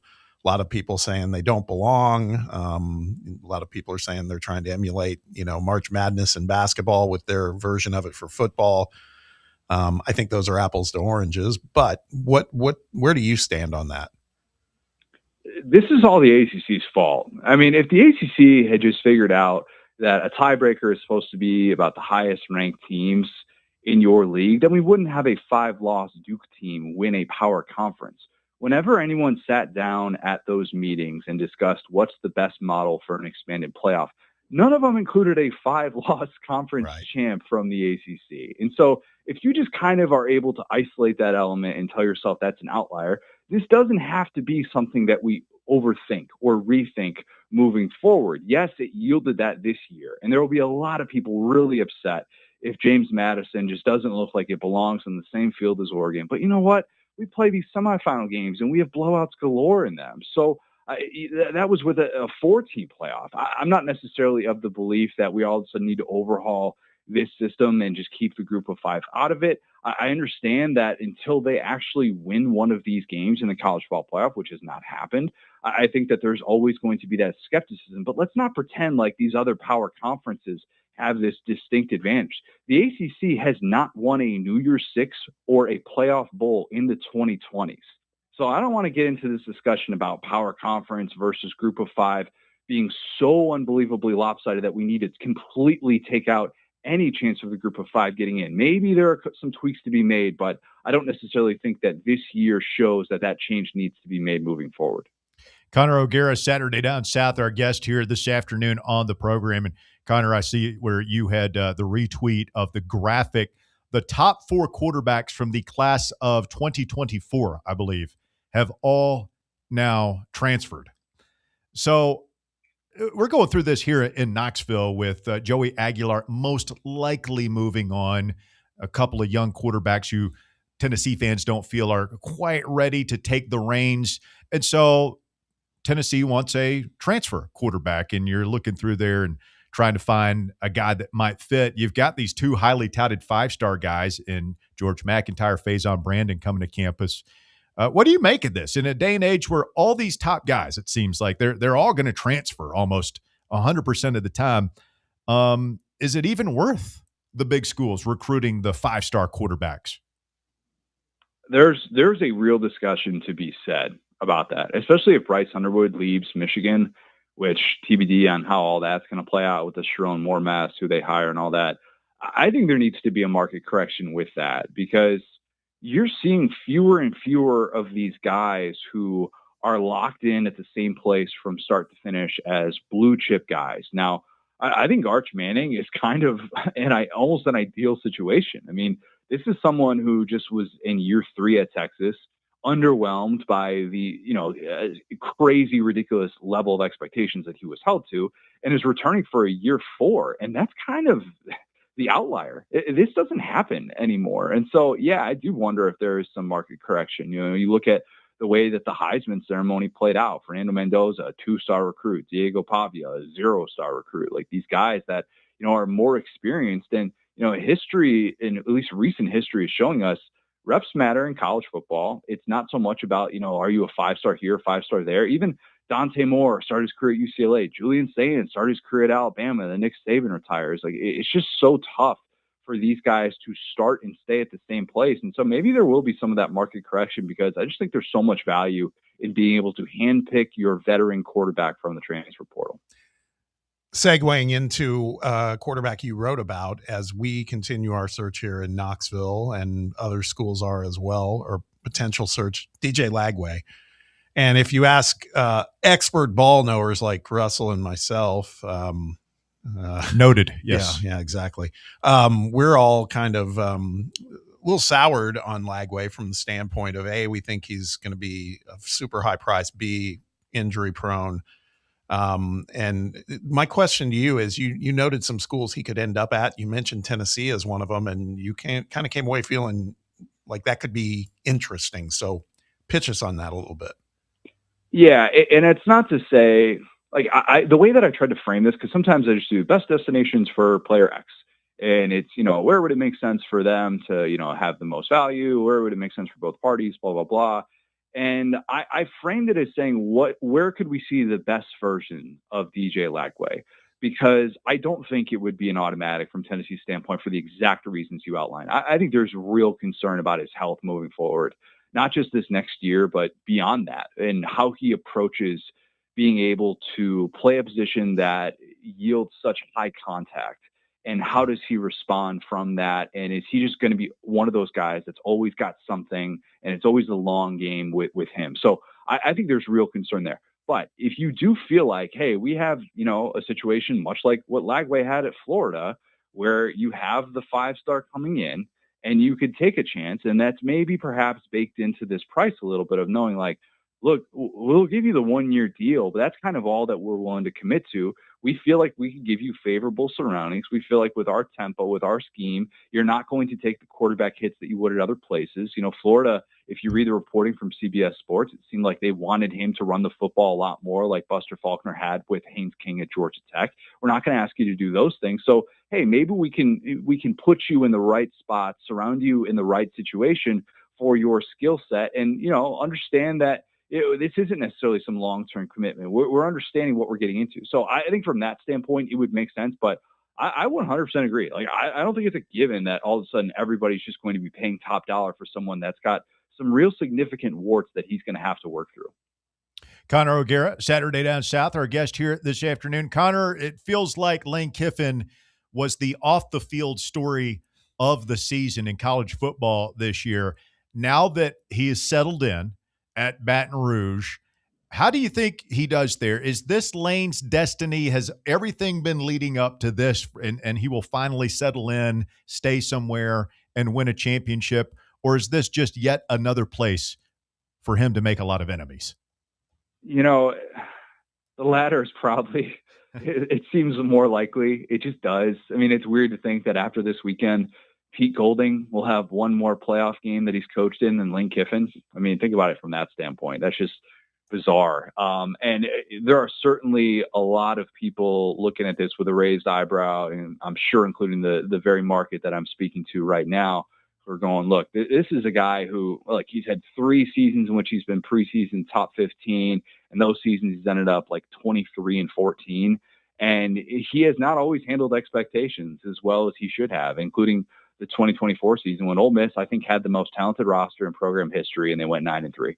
And I think that Lane Kiffin is stepping into a situation where that's going to be year in, year out. You're at LSU. You're going to be a preseason top 15 team no matter what. And he's got all of those things that he's ever wanted. And if he does have that true alignment, which he thinks, he didn't necessarily have at USC, they hid some of those things early on. Ole Miss, it was always trying to find those diamonds in the rough in the portal. And they had money, but they didn't have unlimited money.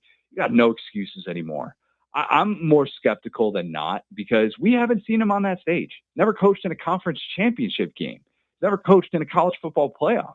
There is still such a long road for a guy that has not been on that stage as a head coach. Different as a coordinator than as a head coach. So I go into it with more skepticism. It's national title or bust. That's what this all comes down to. It's very Jim Harbaugh at Michigan-ish in a lot of different ways, and I'm going to be fascinated. And from a content standpoint, for those of us here at SaturdayDownSouth.com, let's just say it's a gold mine. Jumping back to the playoffs, we talk about the SEC teams that are in that field of 12. Feels to me like there's who can decapitate the Indiana Ohio State machine. The SEC's got some good teams in there. Maybe Georgia's rounding into shape. Is there an SEC team you see that could really make some noise in there? I've seen some of your predictions. But I'm just curious if you know, which one do you feel is the most capable of making that deep run?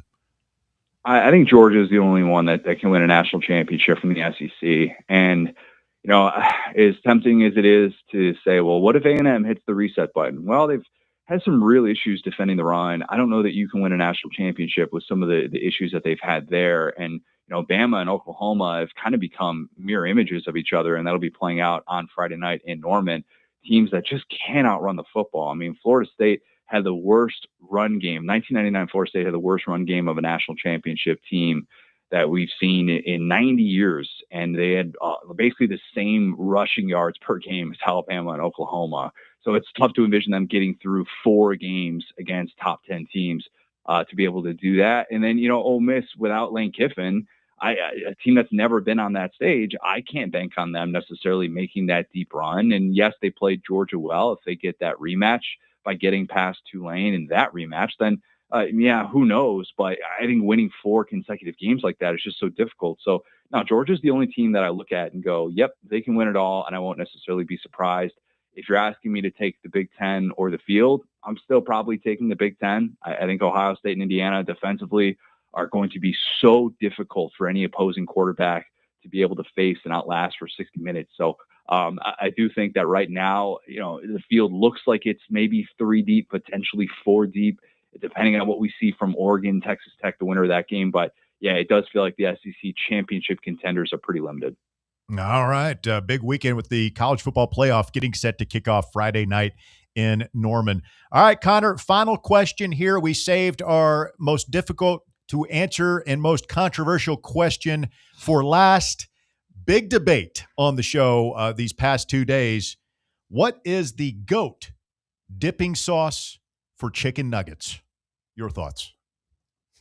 A fascinating question. A question that I am dealt with on a pretty regular basis as someone with a 2.5-year-old daughter who has chicken nuggets, maybe more often than she should, but at least once or twice a week, you know, and we mix up the dipping sauces with her, but I do find myself asking this exact question. I think ranch is the number one sauce. It's not necessarily the sauce you grow up with. It's not necessarily the sauce that you're going to have available every single time. But if you're giving me the buffet of sauces, and we're not talking about like specific to a restaurant, like we're not talking Chick-fil-A sauce here. We're not talking like, oh, I'm going to get Polynesian sauce from Chick-fil-A or, some fancy sauce from McDonald's. I'm just talking, what can I get at my grocery store that I can have in my fridge and pair with chicken nuggets? I'll take some ranch dressing. I'm not as big of a ketchup guy, but I understand the argument. I would just take ranch, and I think that's the GOAT. Listen, all I got to say is well played. I'm the only guy here that talked about ranch. I didn't know you guys were out there, but they walk among us. Ranch people. Yeah. Look, honey mustard is also on the table, but ranch is just something that once it's available, and then you kind of realize you're like, oh yeah, I guess ketchup's there. All right, that's cool. I don't want to necessarily have something that's going to overpower my nuggets in the way that ketchup does. Give me the ranch. That might be the most American thing I've ever said. The ranch is an American thing. Oh, well, I mean, congratulations, Bob. You found a kindred spirit in the ranch quest. We'll talk later. All right. Thank you, Connor. Appreciate it. SaturdayDownSouth.com. He's Connor O'Gara. Thanks, man.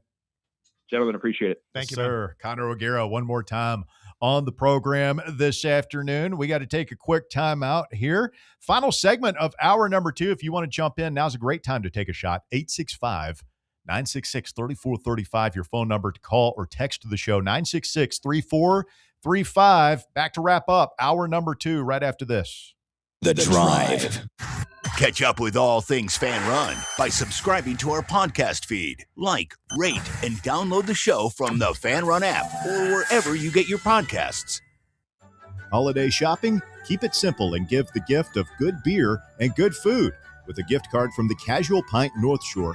where everybody knows your name. It's the perfect gift for friends, family, coworkers, anyone who loves relaxing with a great brew or a good meal. Gift cards can be used for food, beer, or to-go brews from the cooler, so stop by the Casual Pint North Shore at 2045 Thunderhead Road and tell them Fan Run Radio sent you. Online at northshore.thecasualpint.com. Great beer, great food, great gifts from the Casual Pint North Shore. Citizens National Bank. Don't let the chaos of the holiday season slow you down. Adding your CNB bank cards to your digital wallet makes checking out fast and easy. Forget digging through your wallet or entering payment information. Just tap, pay, and you're on your way. Add your bank cards to your digital wallet for a smoother shopping experience. Citizens National Bank. Banking never felt so good. Member FDIC, Equal Housing Lender. Welcome to Axle Logistics, where excellence isn't just a goal, it's an energy. As a leading third-party logistics company, Axle is powered by an award-winning culture built on a work hard, play hard mentality. Here, the drive for success is contagious and hard work never goes unnoticed. Whether you're just starting out or looking to level up, Axle Logistics is the place to launch your career. Join us and take your ambition to the stars. To learn more, visit axlelogistics.com. This is Bo Kregner with the Kregner Group at Realty Executives. There's nothing like being home for Christmas. If you're thinking about a fresh start and a new year, or selling while buyers are still active this season, our team is ready to help you make your next move a joyful one. Call 865-742-1035 or visit BoKnowsHouses.com. From our family to yours, Merry Christmas, and thank you for letting us be a part of your story. The Kregner Group, walking by faith, serving others. Blackford Veterinary Surgery Referral specializes in surgeries not regularly performed by your pet's general veterinarian. They're currently accepting referrals from vets all across the country. With their newly renovated state-of-the-art surgery center and highly trained staff, clients can rely on professional and thorough care. If your vet says that your pet needs surgery or rehab, ask for a referral to Blackford Vet and let them get your best friend back on its feet. Located conveniently in West Knoxville. For more information, visit blackfordvetsurgery.com. Your smile says it all, so make sure it's saying the right thing. At Knoxville Smiles, we believe healthy teeth mean happy lives. Invisalign is a clear aligner orthodontic treatment that gradually straightens teeth without the use of traditional metal braces. And now, at Knoxville Smiles, we're offering Invisalign special pricing for new patients. Call for details at 865-539-1776 or just visit us at knoxvillesmiles.com. Don't wait another day to love your smile. Smile brighter with Knoxville Smiles.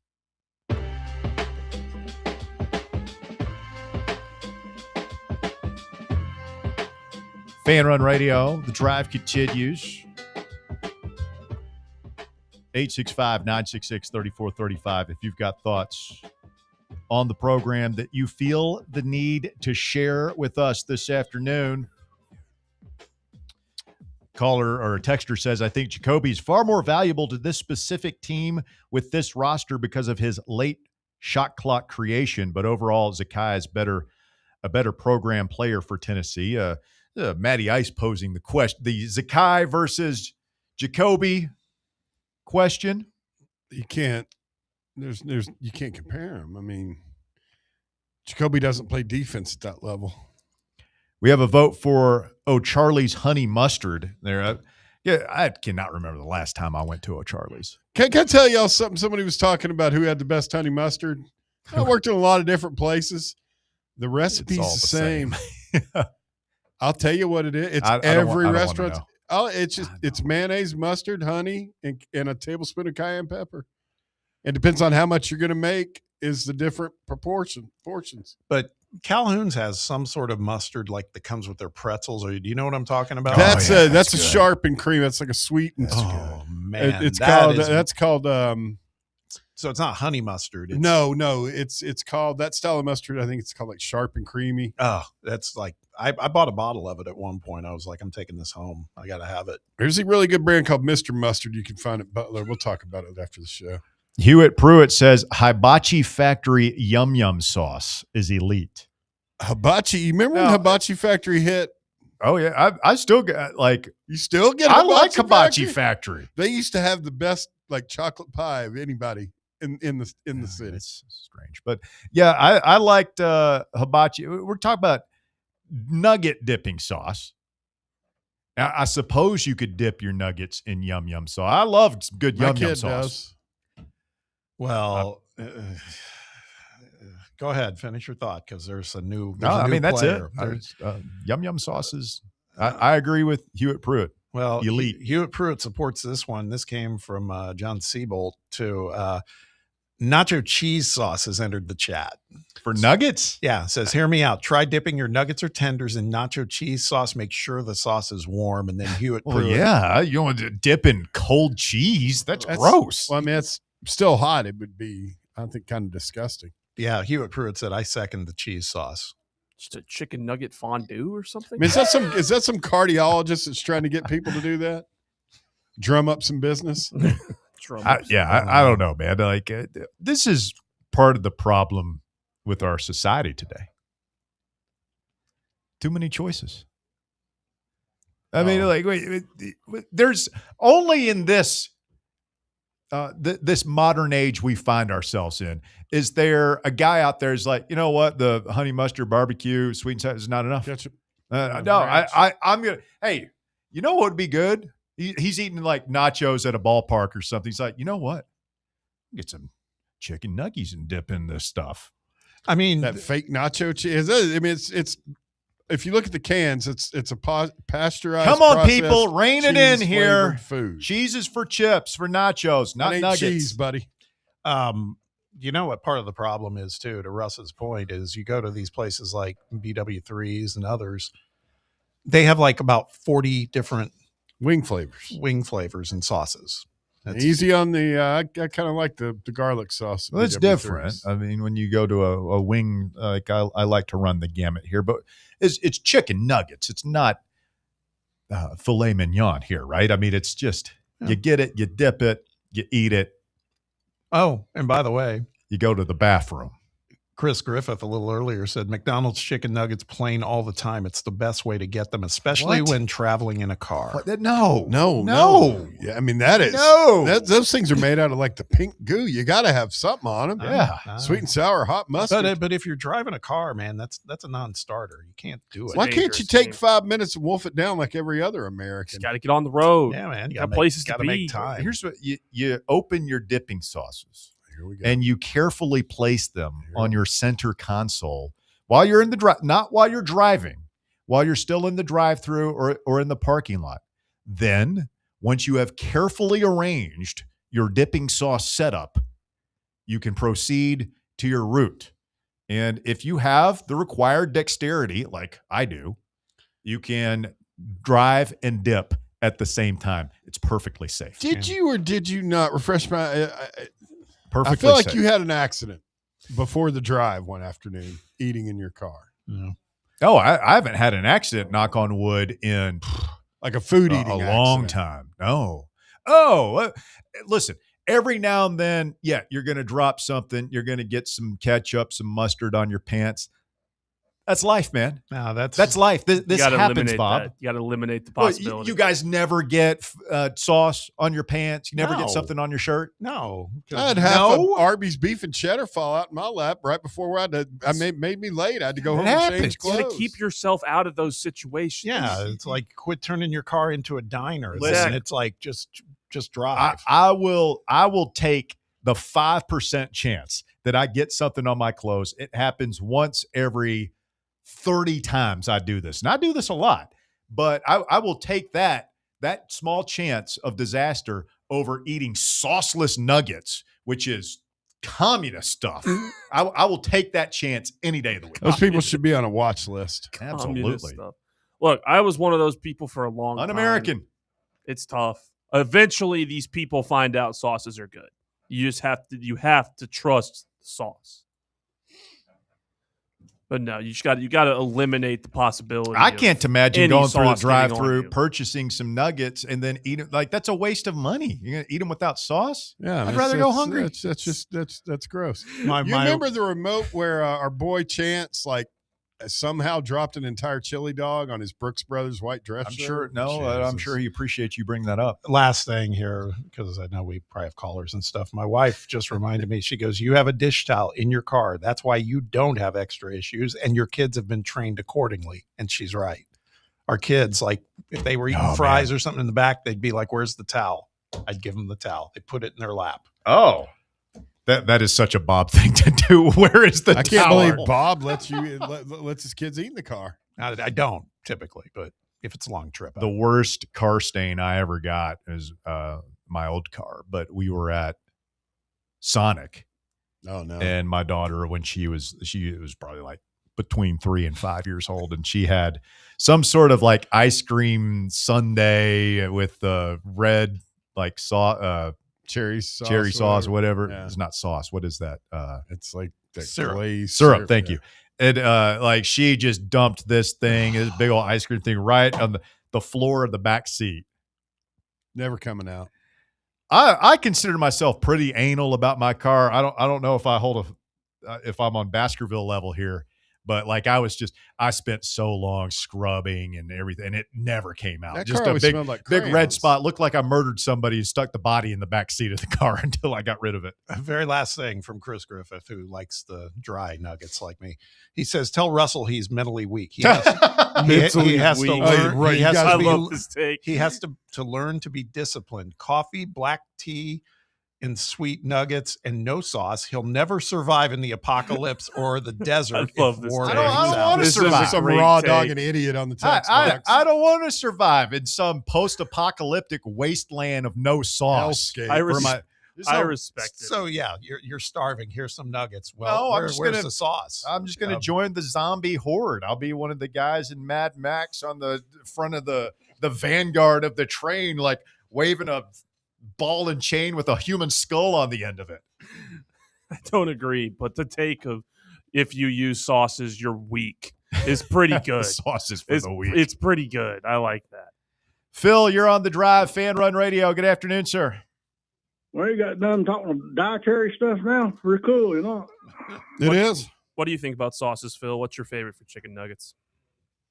Honey mustard. That's the correct answer. That's all there is to it. That's all there Just is. get you It's some that honey simple. mustard. Go on with your life. Well, I guess Bob was right. He predicted Tennessee to win, and it did. I didn't see it coming the way it did, though, Phil. I gotta say that was I wasn't expecting a blowout. Yeah, it's of course it's a good thing their point guard went down, but you annihilated them. We would. I think we would have beat them last night, even with Brown. But yeah, that didn't hurt. That definitely pumped everybody up, I'm assuming.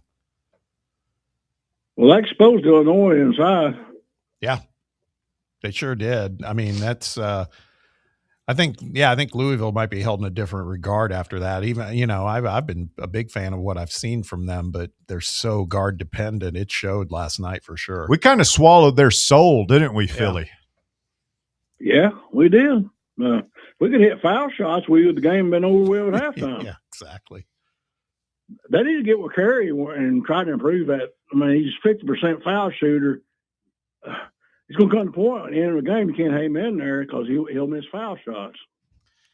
Well, you can't throw him the ball at the end of the game. I wouldn't anyway, but I mean, we need him out there because he's probably even above Estrella, our best offensive threat in the low post right now. So he's got some Grant Williams inside game to him. He can't step out and shoot it the way Grant could, but he can move people around, create his own shot inside the post and traffic, which is huge. I mean, Grant was one of the best free throw shooters we've played here. He's got a quick first step, too. I mean, for a big guy like that. I think he's a good passer, too. Yeah, he is. I'm glad to see Alcapar do something. He hadn't done nothing here lately, and got 8 points, and he defended the rim well last night. Yeah, agreed. What do you think? What do you think we're going to do in the conference now?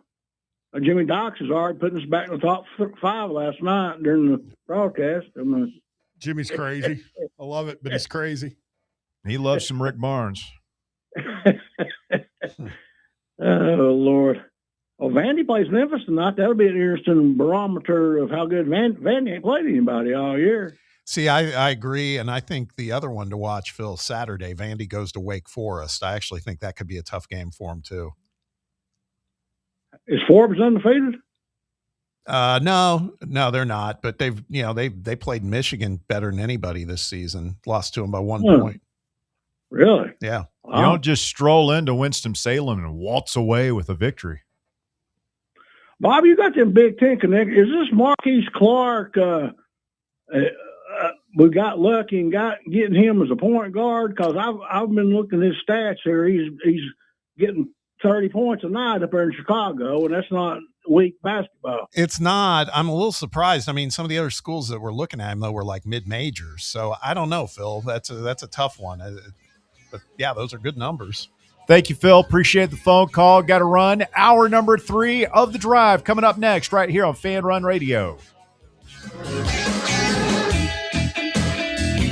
The Drive.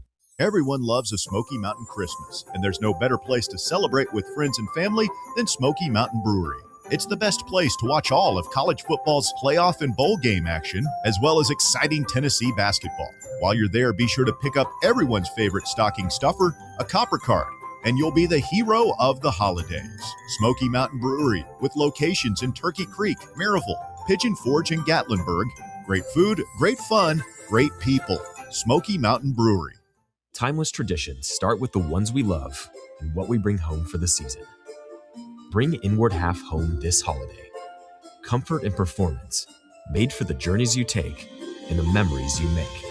For quiet moments or the days you'll remember forever. From performance polos to cozy hoodies, modern apparel for men, women, and kids, there's something for everyone. This holiday, make tradition comfortable. Make it memorable. Make it Inward Half. For over 3 years, Crumble Cookies has served the Knoxville area. From Clinton Highway to Parkside Drive, even our friends out in Maryville have reached you, our fans, with the best cookies in the game. This fall, Crumble is gearing up for yet another fantastic season. Whether you're tailgating or looking for a pick-me-up after getting the kids from school, Crumble has you covered. Download the Crumble app to check out this week's rewards and features. And stop on by. Tell them Fan Run sent you, but don't miss the cookies.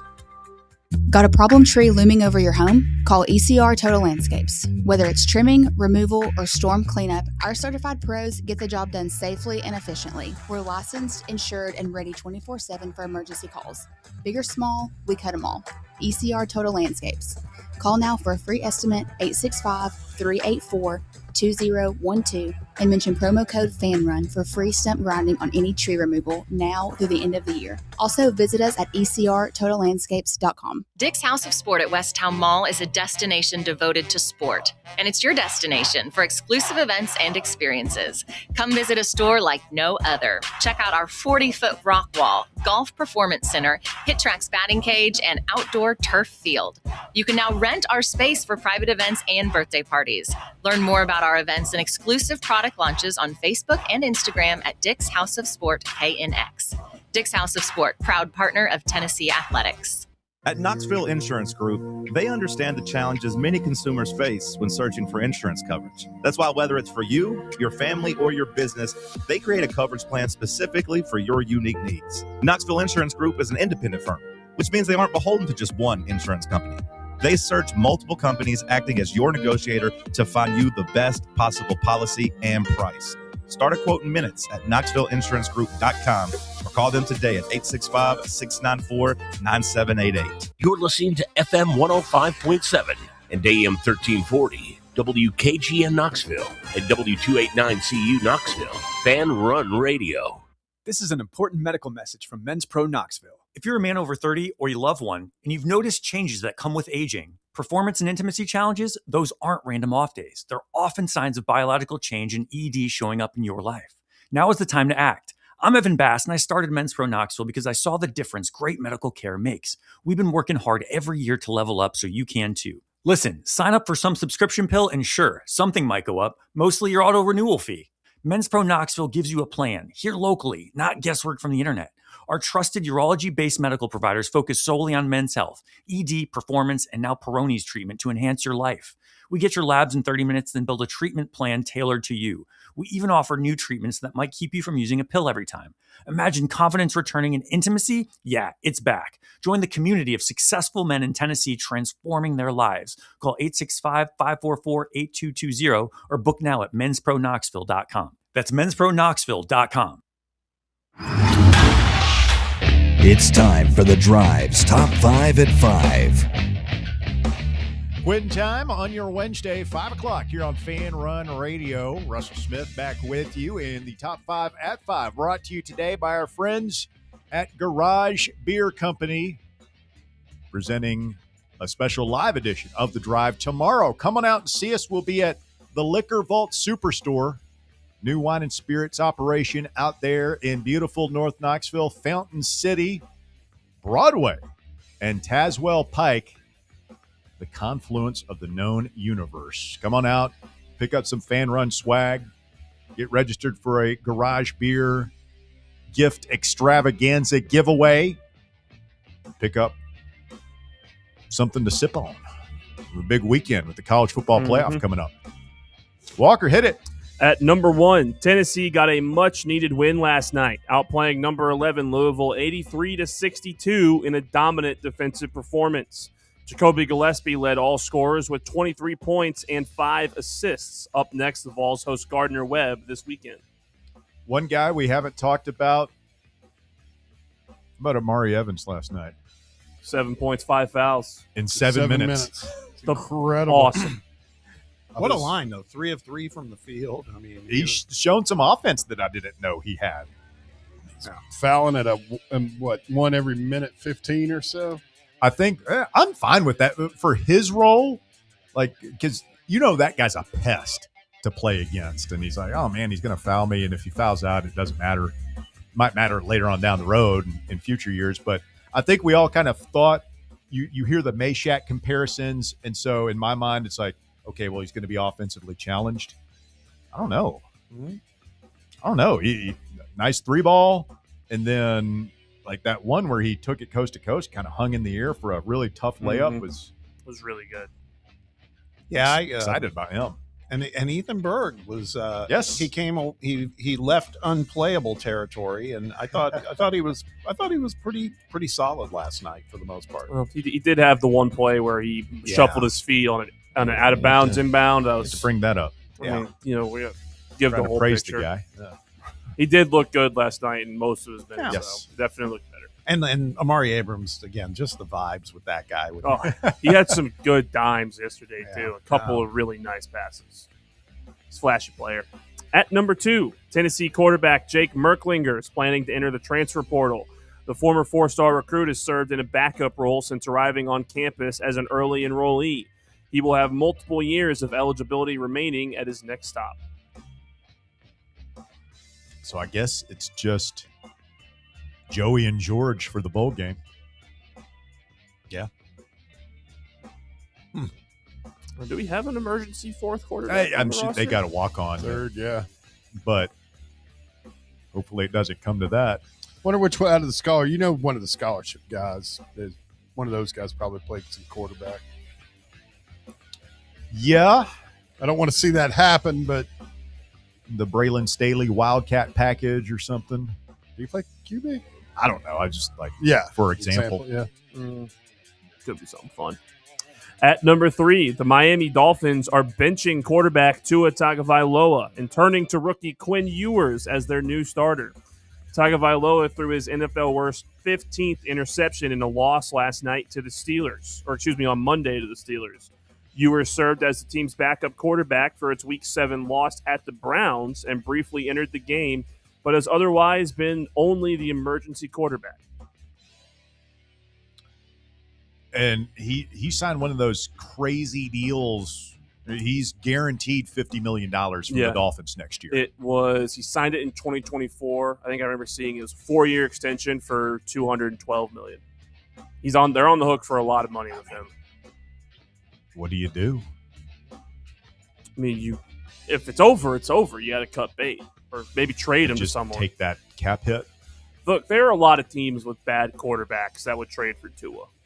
Think so? Yes. Bob, is there a market for Tua Tagovailoa? Just the potential of it. That's going to take on that salary? Yeah, I don't know. I mean, he's definitely got a market as a backup somewhere, but I mean, I don't know. It's a shame. I've always thought he has like some of the best touch on his passes when he's dialed in, but it's just not happening now. I'm not surprised he got benched. No, he was really bad this year. Really bad.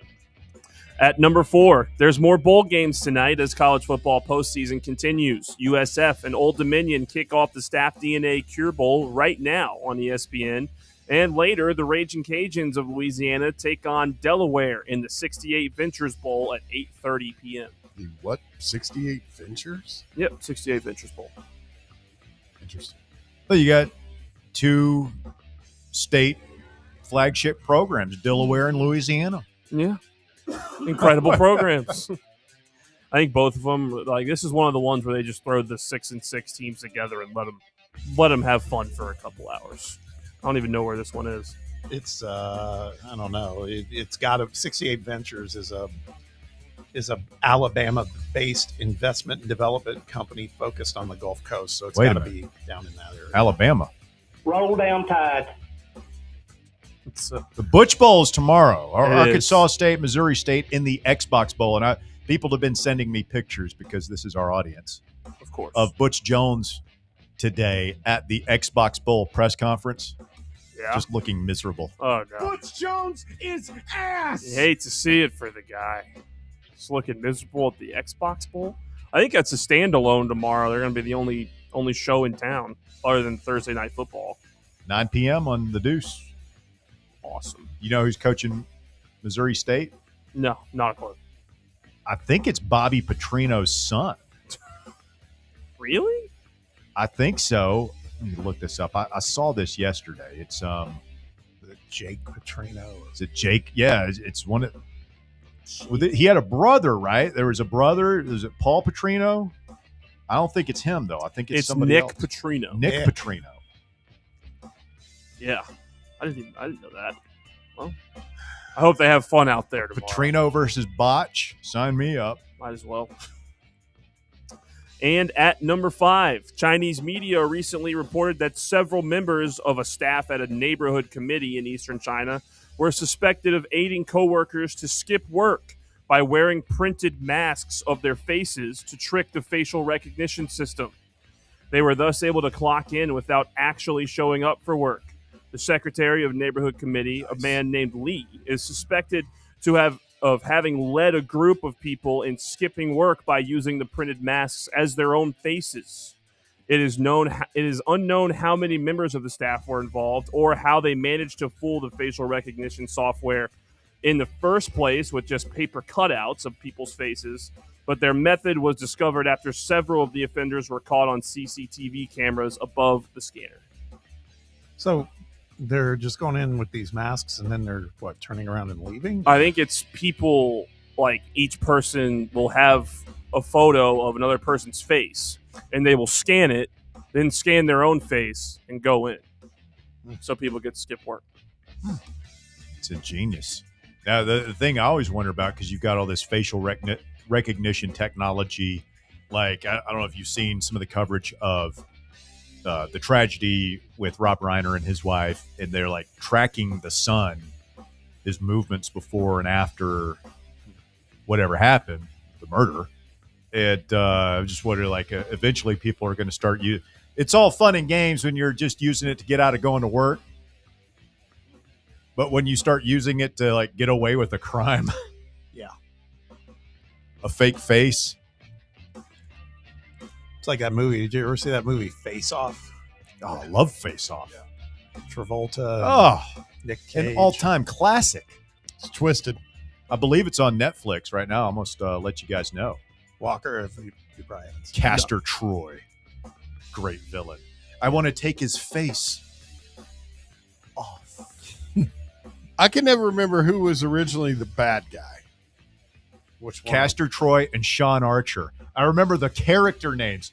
Travolta is the good guy. Nick Cage is the bad guy. And then they switch faces. They switch faces. Yes. And, like, it's dark. Like,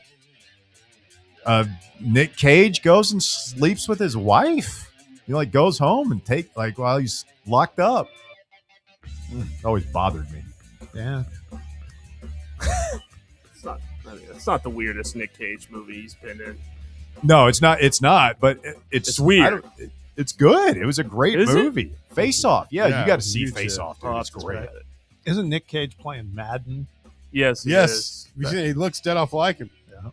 He did a good job. Who's playing out? It's him and whoever they've got playing Al Davis. Oh, yeah. It's really well cast. Christian Slater? No. He'd be good, though, as Al Davis. Is Al Davis? Yeah. I mean, if Younger. Nick Cage can do John Madden, then yeah, Christian Slater can do Al Davis. Is that it? Yeah. Thank you, Walker. That is the Top 5 at 5, brought to you by Garage Beer Company, presenting The Drive live and in living color tomorrow afternoon from 3 to 6 at the Liquor Vault Superstore.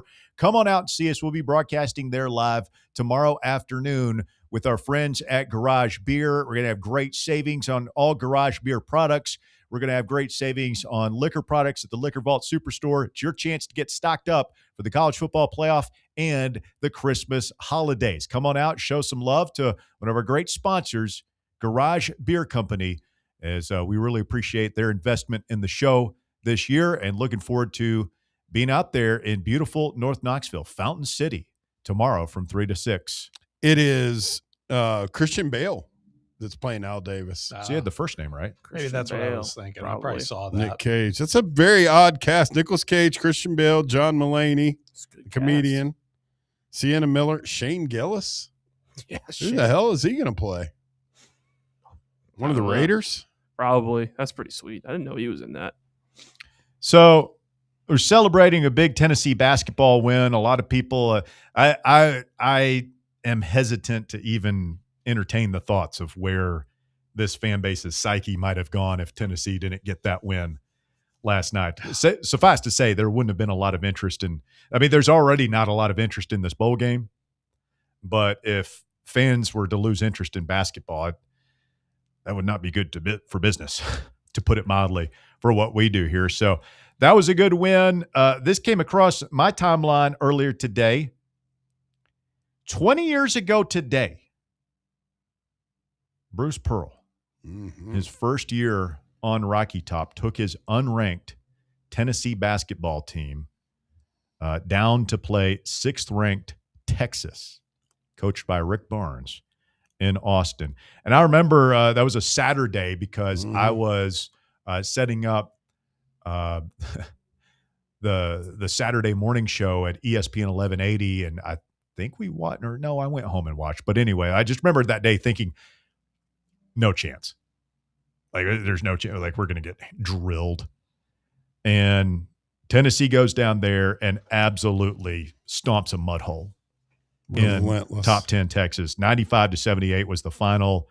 Jawan Smith, Chris Lofton, CJ Watson raining down 3-pointers, 9 threes. And I consider that the birth of modern Tennessee basketball. That was when everybody, like, nationwide kind of sat up and was like, this looks different. Yeah, because we had the 4 years under Jerry Green, but that almost felt like an accident. It didn't feel real, and it wasn't sustainable as soon as... Well, then he kind of even though he had 4 straight 21 seasons, he really underperformed given the level of talent that he had. And it eventually, it went back to what it was. And then Bruce Pearl came in here and won immediately. And we really haven't looked back. I mean, we had Konzo Martin, Donnie Tyndall fiasco, whatever happened there. But even Konzo went to a tournament, and the Tyndall year was still fun. And then Rick Barnes came back, and it has got us back. And for 20 years now, we have been, I wouldn't call us a basketball school, but we've been a basketball power. Probably perennial. What do you think? The last 20 years, it's been us, Kentucky, Florida. I know Auburn lately, but Auburn didn't get serious about it until Bruce got there 8 or 9 years ago. I feel like Bama's kind of pretty close to it. Under Oates, but not before that. I mean, for 20 years, we've been right there with Kentucky as the best program, in Florida, the best program in this league. I can't recall if you said this earlier or not, and if you did, I'll repeat it. This came from Tennessee basketball a couple hours ago. Tennessee is 24-13 against AP top 15 teams over the last 5 seasons. No other team in the country has more than 20 such wins in that span. That's just the last 5 seasons. It's a golden era for Tennessee basketball, man. The good old days are right now. Could they be ending?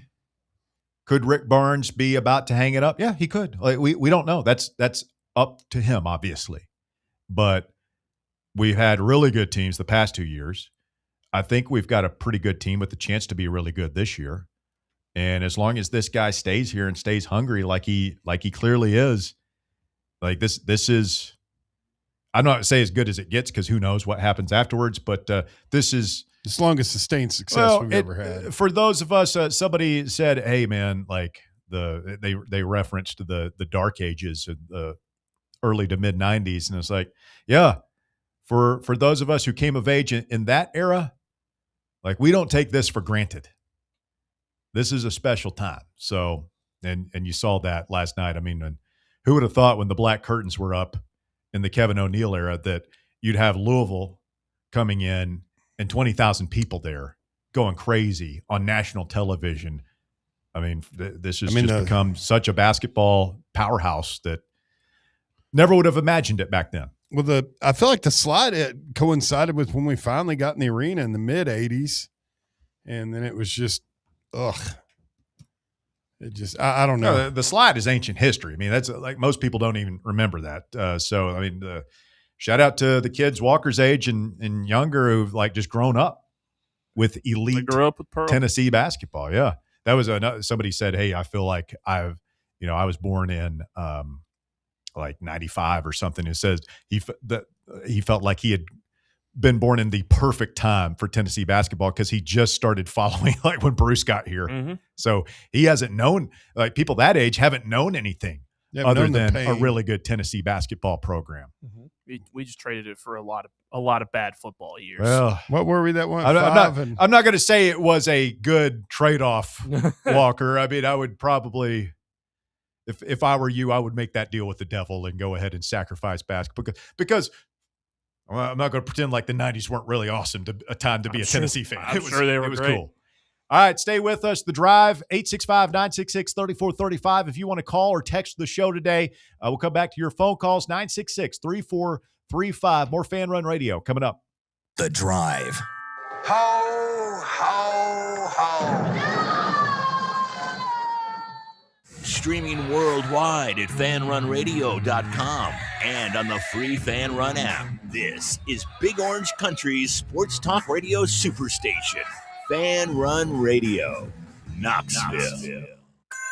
Garage Beer presents a special live broadcast of The Drive this Thursday at the all-new Liquor Vault Superstore in Fountain City on Tazewell Pike and Broadway in the old Party City building. Come get stocked up for Christmas. We'll have Garage Beer tastings at the store, and we'll be giving away Garage Beer and Fan Run swag. It's a very Fan Run Christmas, presented by Garage Beer. This Thursday from 3 to 6 at the all-new Liquor Vault Superstore. Fountain City on Tazewell Pike and Broadway. Be there.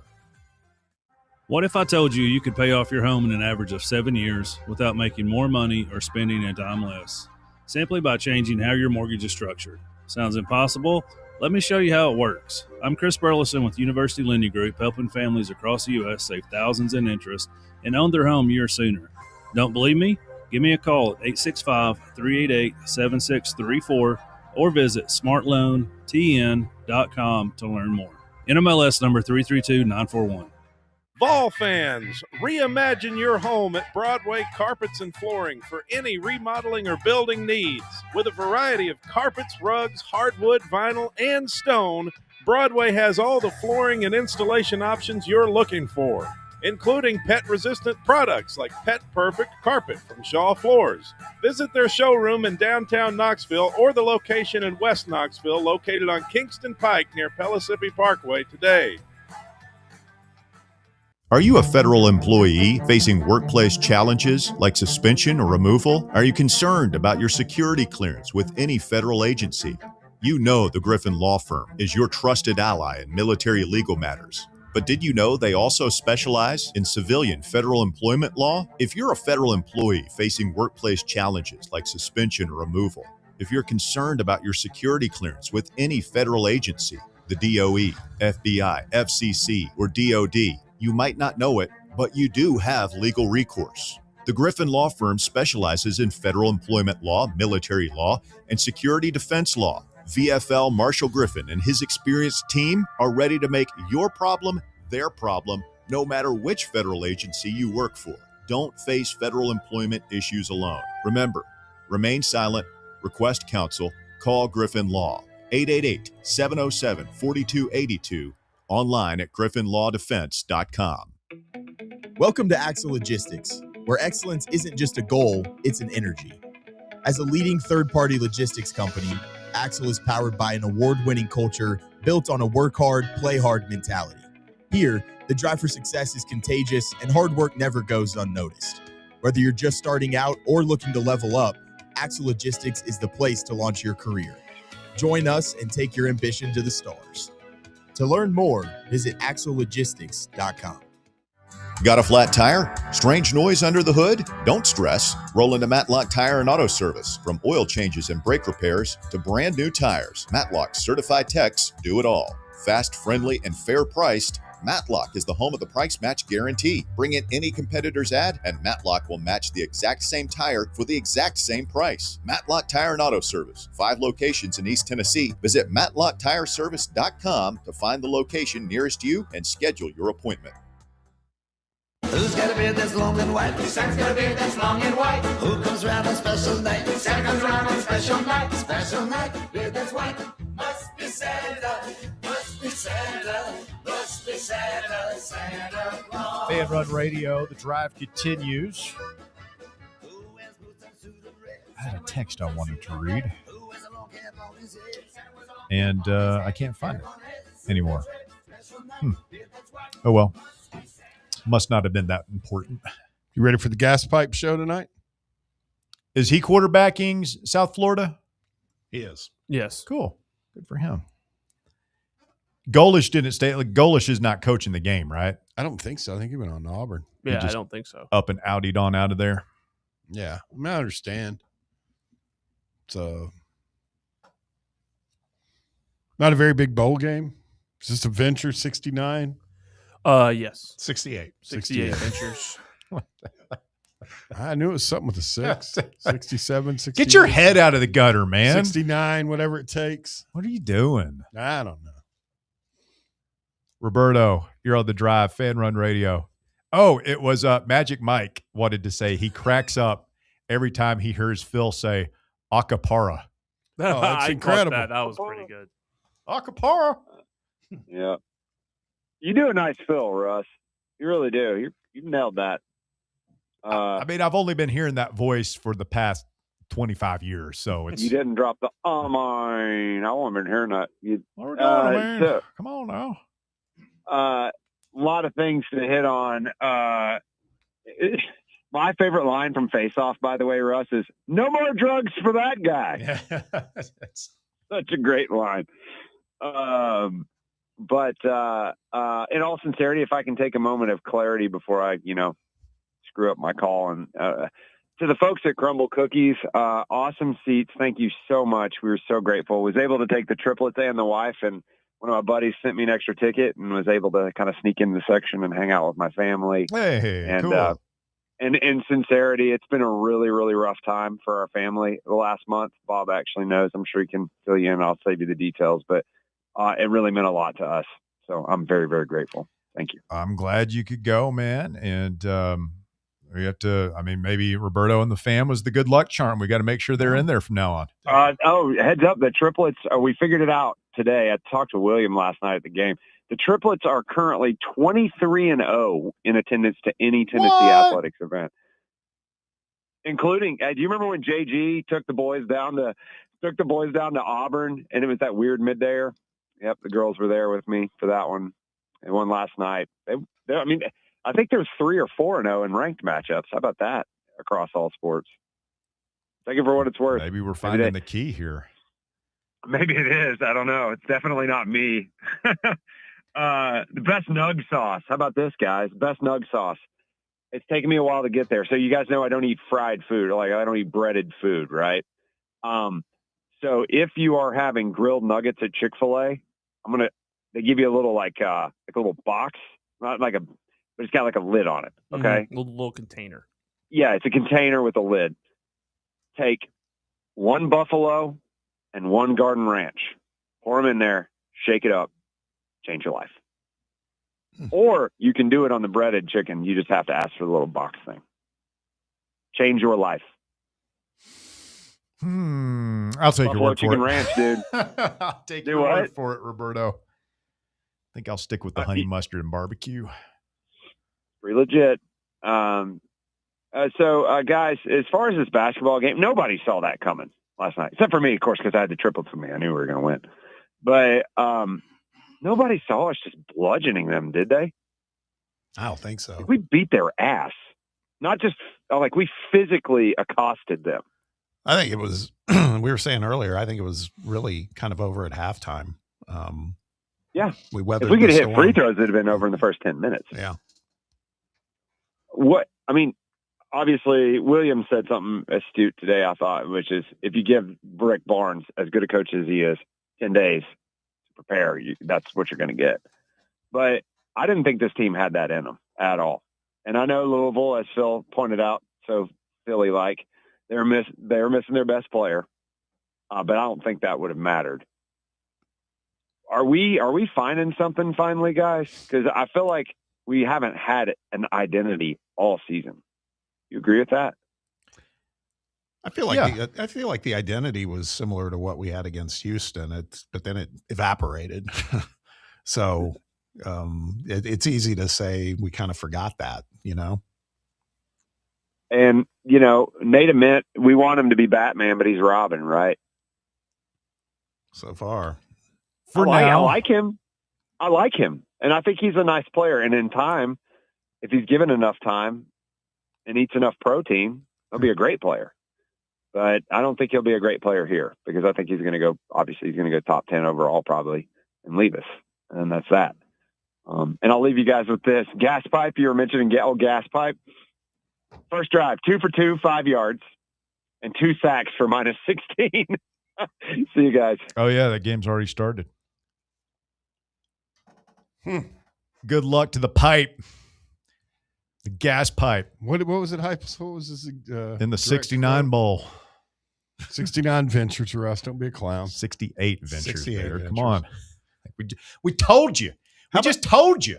We were tell me nothing, Russ. We were sharing this on our text thread last night, but known Tennessee basketball skeptic Jeff Goodman posted last night, and it was before the game, but he said, and I quote, "I don't think we'll see a bigger difference from November until February with any top prospect in college basketball as we'll see with Tennessee freshman Nate Ament." I mean, from his mouth to God's ears. I did last night. You see it like when he shot, he made those 2 threes. He makes plays that when you watch him make them, you're like, that's why he's getting looked at as a lottery pick. I think you texted last night, Bear. That shot stroke is very pretty. It's effortless. The way the ball rolls. Call me crazy, but maybe we shouldn't rush to judgment and throw the baby out with the bathwater on our number 3 overall 5-star projected NBA lottery pick. Maybe after 4 weeks of the season. Listen, maybe we should give him a little bit of time to develop and understand that there's probably going to be some ups and downs on this ride. But Jeff Goodman, who may or may not be on the list, indicates there that, the goal is to be playing well in March, not necessarily December. It would be nice to play well through the entire season, but championships are won in March. So look, we saw a really solid effort out of our team yesterday. And it was like, nobody played poorly. Yeah. All 11 rotational pieces played, including Troy Henderson, and nobody you left going, oh man, like that guy had a rough night. Everybody else was good, but so-and-so and so-and-so need to step it up. Like they all at the very least flashed yesterday. And so you've got two highly winnable games, two bye games that you are going to win, and you're going to go into conference play 10-3. And at that point, it's a war of attrition because there are so many good teams in this league, and nobody's going 18-0. What's a good target? Because like in my mind, I'm thinking if we go 9-9, it's not the end of the world. It'd be 12 losses going into the tournament. 500 in conference play. I mean, it depends on who those wins and losses are against, but I think that 10 wins to me is like a very reasonable goal for this season in conference. And I mean, the league is just different now. It's so much more difficult. I don't know. Is that a loser mentality? Should we be thinking what we need to do to win the league? I think this is a team that's capable of doing that. Like if our goal is to be the best team in the SEC, then that's what we should. You really think we got a chance to win this conference? Yes. We're like when we get into February and January, when this team really gels together, I think we're going to be one of the best teams in this conference. I mean, Bob, like they looked great last night, but even I don't know if you noticed too, like there were still times during the game where guys are looking around confused on offense and still not 100% clicking everywhere. I'm telling you, Walker, let's talk after that Arkansas game because they're far and away, they look like the best team in the conference. Well, I also don't think this is one of those years where there's going to be a team that goes 17-1 no. or 16-2. I think, again, a war of attrition. I think that you could probably win the regular season title with 14. 4 or 5, maybe even 6 losses. I was going to say 14-4, maybe 13-5 wins the conference. I don't know, man. I think there's just the thing is there's not many gimmies in the conference. I'd say South Carolina and Mississippi State. I don't know if you saw it last night. They almost lost to Long Island. So there's just Island. Yeah, For real? Yeah. So there's not a bunch of bad teams. It's still pretty. It's not as good as it was last year, but it's still a pretty damn tough conference. So I think four losses, you could still win the regular season conference title. I don't see us, honestly, Walker. I think we're better than people were giving us credit. I don't know if I can see us going 14-4 in conference. 14-4, maybe not. But like I look at the schedule and I'm thinking like what this is going to look like in February and March. How many teams in the conference do you think are going to be better than us by the time we get to that point? Because right now, Vanderbilt's ranked higher. They haven't lost. So was Oklahoma going into conference play last year, and they barely made the tournament. Auburn has shown a lot of chinks in their armor. Alabama has lost some games. There's a lot of questions around it, and this is a team that still hasn't played its best brand of basketball. Last night was really close, but it was still not as good as Rick Barnes, I'm sure, wants it to be. 7 SEC teams in the top 25 KenPom right now. We're the 3rd. Mm-hmm. There's only one SEC team in the top 10 of KenPom. It's got to be Vandy, right? It's Vandy, and they're 10th. Yeah. So it's Vandy at 10, Florida at 13, and then us at 15. We're still one spot behind Louisville in KenPom. But Alabama's one spot behind us. So it's all jumbled up. And I'll say this, Kentucky at 19, like I think, I don't know, it's a huge gap between us and them, but I feel like we've clearly looked the better team so far than them. Yeah. Yeah, I think, look, our first 3 conference games at Arkansas, Texas and Knoxville, at Florida. If Tennessee goes 2-1 in those 3 games, then I'm buying in. I think it's more likely they come away 1-2. And God help us if they end up 0-3. Can you say those first 3 games again? At Arkansas. Yeah. Texas here. At Florida. You better win that one. Texas one here is a must win. Yes. Arkansas on the road is going to be tough. And then obviously good. Florida on the road. That's a horrible. If we're 1-2 coming out of those 3, like, that's what I'm saying. Is this fan base shook? Or depends on how that Florida game looks. Yeah, are we mature enough to look at it and say, well, we just lost to 2 teams that might be top 10? caliber teams on the road in hostile environments. Yeah. I mean, Florida's 6-4, and I think everybody thinks they're broken. They're shooting terribly. Okay. Like they're like 350th in 3-point shooting percentage. So a team that shoots the three worse than us, it's rare, but it's happening there. But they're kind of like us. They're so big up front. They're so tough up front. I just think they're going to figure it out. I think they're still very, very good.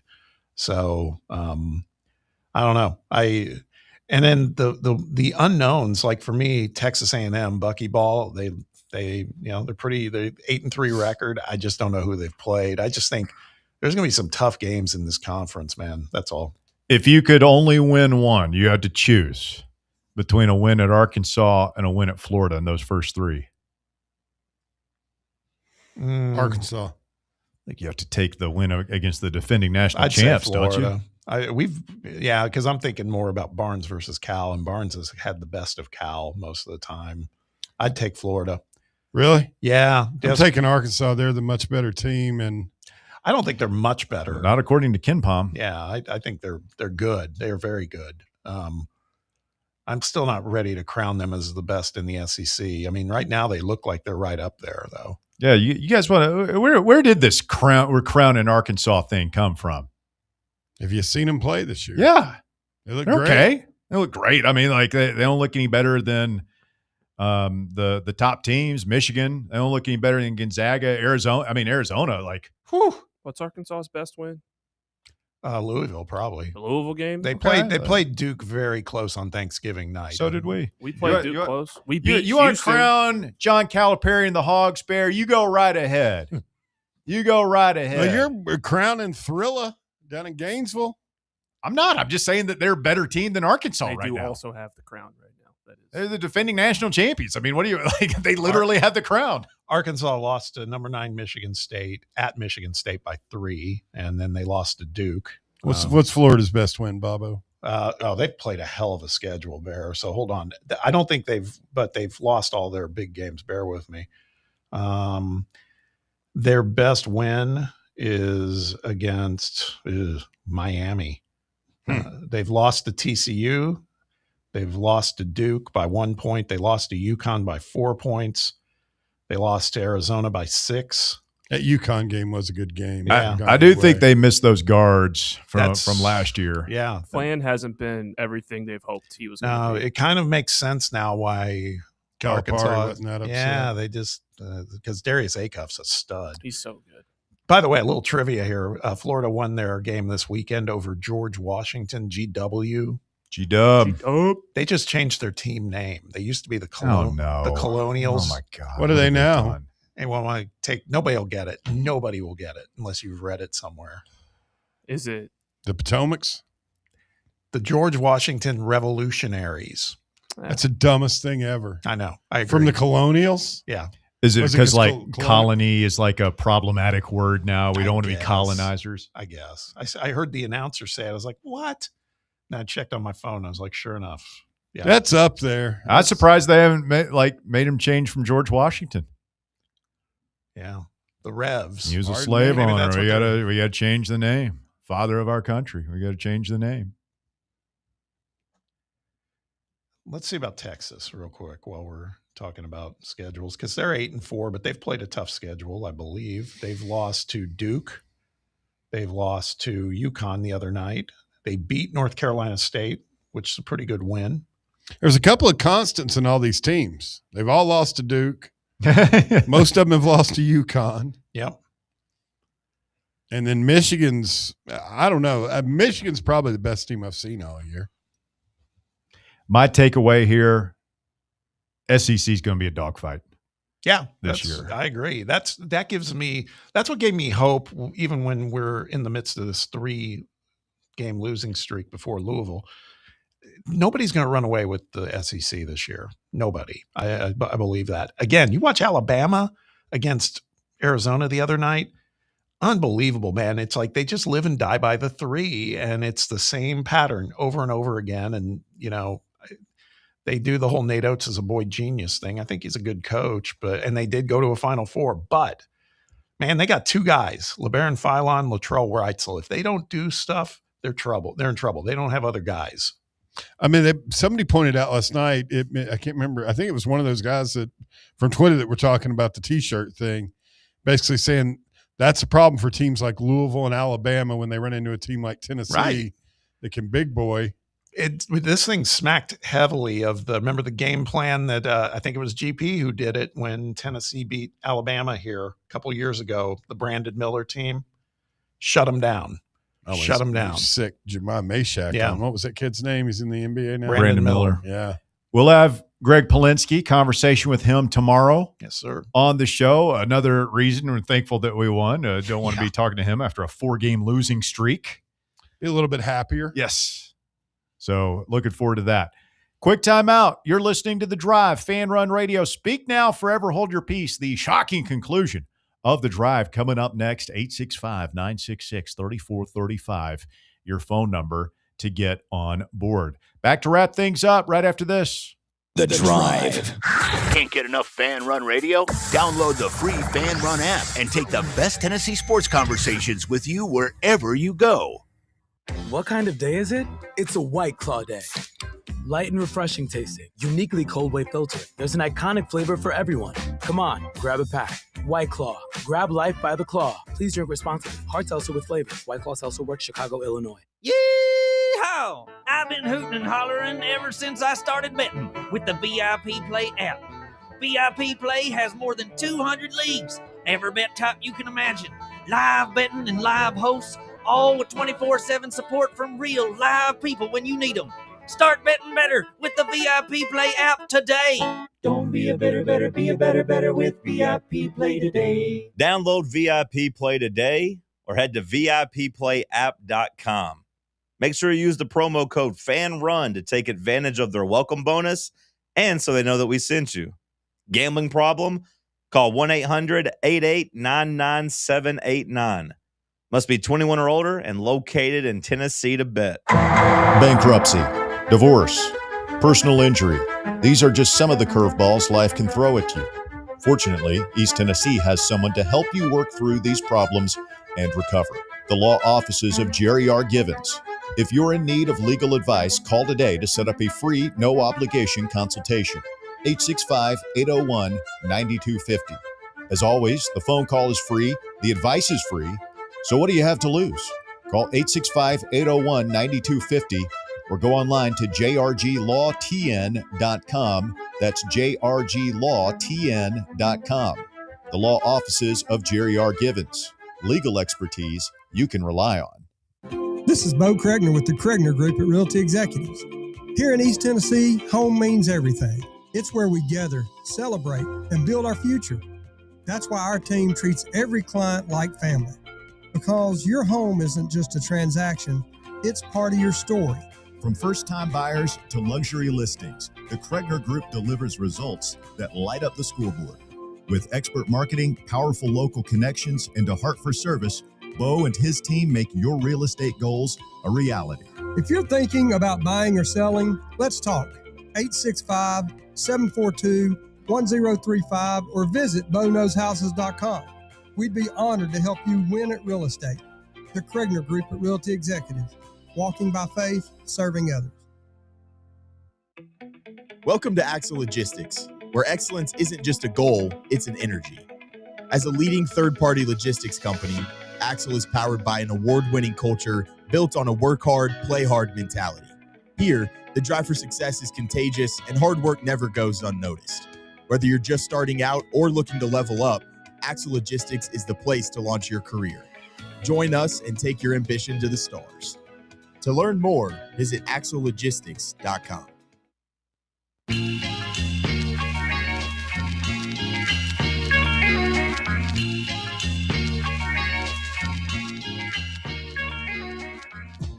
Back here on The Drive, wrapping up on a Wednesday evening edition of the show. Talking a lot of Tennessee basketball today. Did you make it? I mean, I know like Walker just left like at 5:30. He's like, I'm leaving now. I have to get to the game. It's like, okay, Walker, I guess you can do that. Bob's going to the game too. He stayed for the entire show. Because that's what real ones do. I mean, that's how a professional handles himself, Walker, for future reference. What you left early? You were sitting. Clown. I thought you talking about the game or the show? You were sitting next to me. What are you talking about?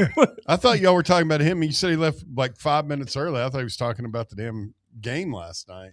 Did you guys? Did you make it to the seat in time? Yeah. Well done. I'm surprised. I had to do a pickup near the mall. Just kind of rolled off the interstate, made my pickup with my buddy, and then got back on. And we got there. We were walking, huh? Your buddy, huh? It's a friend, somebody that you go do things with. Someone you like to do stuff with. Enjoys your company. Yeah, I'm aware of that. We were walking into TBA at FCC about quarter till. So did you park a G10? Yeah. So you really didn't need to leave early yesterday. I did. I had to go farther to meet my brother and drop my car off. It took an extra 15 minutes. We barely got in there. Like we walked in the door and the ball tipped. So it's no big deal. Me and Russ did your job for you after you left. We were here till like 7 o'clock trying to make sure the station was running properly. 6:15, 6:20 or something. But yeah, I mean, it was a minute. How was the hashtag Sturl vibes? I loved it. Yeah. It was great. Who wants a t-shirt? Yeah. It was so awesome. Let's go. I mean, oh my God. It was so great. You're not the only one, Bob. Oh, I know. There was a lot of feedback on social media last night. I think we scared some Louisville people away. They'll never come back to Knoxville again because of the Sturl vibes. Oh no, I don't think they that much. I don't think it was that bad. I'll tell you though, some listener, I got accosted by, not accosted, that's the wrong word, approached by multiple listeners yesterday or last evening at the game, fans of the show. One guy came up the aisle where my seat is, and I was standing, and I was recording Sturl doing his magic. And the guy, it's somebody I knew as it turned out, but he just said, he goes, "Hey, who wants a t-shirt?" And I turned to him. Good. I go, "Oh, you know what I'm talking about, right?" He goes, "Oh, Bob's fans. Yeah. You're going to have crowd control eventually before you go in there. Maybe. No, I don't think so. Speaking of the t-shirts, I don't think we ever discussed this on air. We did not. I don't believe we did. Might have mentioned it. The Duke game that we went to. Mm-hmm. Walker caught a t-shirt. I did.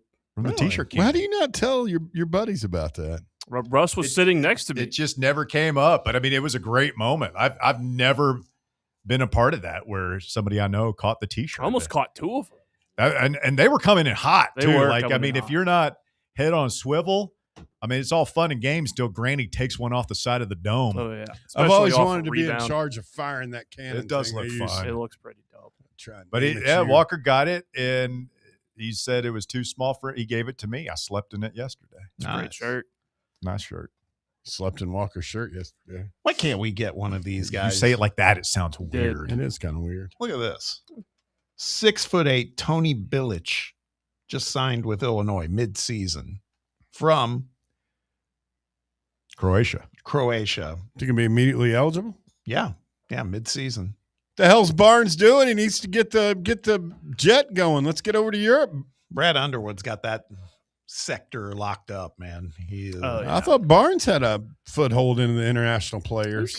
We have a couple on our team. I mean, we haven't seen Clarence Masamba much, but we did get him from France. Berg, obviously. Had that one shot last night, but overall, I feel like he's. I'm not going to say disappointment. I'm going to use D word. No, I agree. But what I was saying earlier, I think he played pretty well last night. There was some encouraging. How many foreigners do we have to have in the rotation for you to feel that we are adequately addressing the world of basketball? I mean, it'd be nice if we could find a sharpshooting two sometime between now and January 1. That has to be a foreigner. It can't be like we. It has I to don't be, really care, just as long as they're immediately eligible. I don't care if they're from, Ringgold, Georgia, as long as they've got eligibility. Isaac McNeely last night, his plus minus for the game, minus 26. He got locked up. He did. I'm wondering Amit made him look silly. Wonder now if he's like, oh man, I should have come to Tennessee. And we haven't talked about it. There was one, I don't know what ended up happening on the exact play, but Gillespie broke that kid's ankles. Yeah, he did. Oh, it was so cool. Did you get a clear view of that? Man? Oh yeah. And for some reason, Barnes was yelling at the ref while that was happening. And I was like, I don't know. It happened so quick, but the next thing that kid did the stagger stutter and he just fell down on his butt. I was like, what are you yelling at, man? Nothing happened there. Your guy just. I wonder if he was still yelling about Boswell getting the. He was yelling at. That was in the first half, but Barnes was giving it to Doug Shouse, which I don't know what. Yeah. Lottery we lost in hell that led to us getting Doug Shouse and Pat Adams on the same crew. But yeah, man, Barnes lit him up after we didn't get the call on that technical, which ball don't lie. Yeah. Missed the free throw. That's right. Did you think we were guilty of what they were accusing us of? Nah, it was it borderline? Shady. I think they got it right. I don't think the dude was trying to rearrange his face. I think it was a basketball move. Boswell's tough. He stuck his face in there. About the technical. The technical, the delay of game. They never showed what they did. Dwayne Brown, the ball came through the bucket, and he was just taking it. Kind of tapped it towards. Flipped it back to their baseline so they could get it in. That happens all the time. Yeah. They had gotten a warning. If he knocked it back into the court or something, I'd get that. Yeah. The one they got the warning on was legit. So I just feel like they had an itchy trigger finger on the one that they gave the technical. I didn't feel like that was a basketball move on the other one. That should have been a flagrant one. Out of the game for that guy. Let's get DR Vol in here next. DR, you're on the drive, Fan Run Radio. Guys, I kind of got tickled when Merklinger announced he was leaving. It's no surprise, but didn't we give him a raise to stay and not play this year? It's insurance, man. Yeah. You never know when you're going to need it, but I don't know. Did we? Nobody announces. How would we know if he got a raise? I remember a story about that when he went back. A story? Or so we talked about it in people the summer. talked about it. It's been a rumor, but I don't know if I buy that. Why would where was he going to go? Well, it wasn't that. It was right after Nico left. Yeah, I know, but where was he going to go? Probably nowhere. But also, what was Tennessee going to do? Not give him a little bit more money? Yes, that's exactly what we should have done. Probably what we should have done. That's what they weren't going to do. That's part of our problem. We keep giving people money. And John and Cody are talking about it. It makes me sick knowing we probably paid Legend Bay to come and go. Yeah. We love to throw away money around here. That's I wonder how that went down. Yeah. Yeah, it makes me sick to think about it, honestly, because you throw away all that money last year with play. You didn't throw it away. They can't help they got hurt. But that was part of the Pruitt investigation is we allegedly gave a big old McDonald's bag to a 5-star prospect. I'll say it was Amarius Mims was the kid who ended up going to Georgia, and we were alleged to have given him a bunch of money, and he just took it and went to Georgia anyway. God. Man, stuff like that probably happens all the time in college football. We just don't know. Yeah, and shout out to Merklinger. I thought, now we got him. Did he not pick us over Georgia? What happened to him? Just big bust. I don't know. He's just the fact that he's not going to play here to me doesn't mean that he's a bust.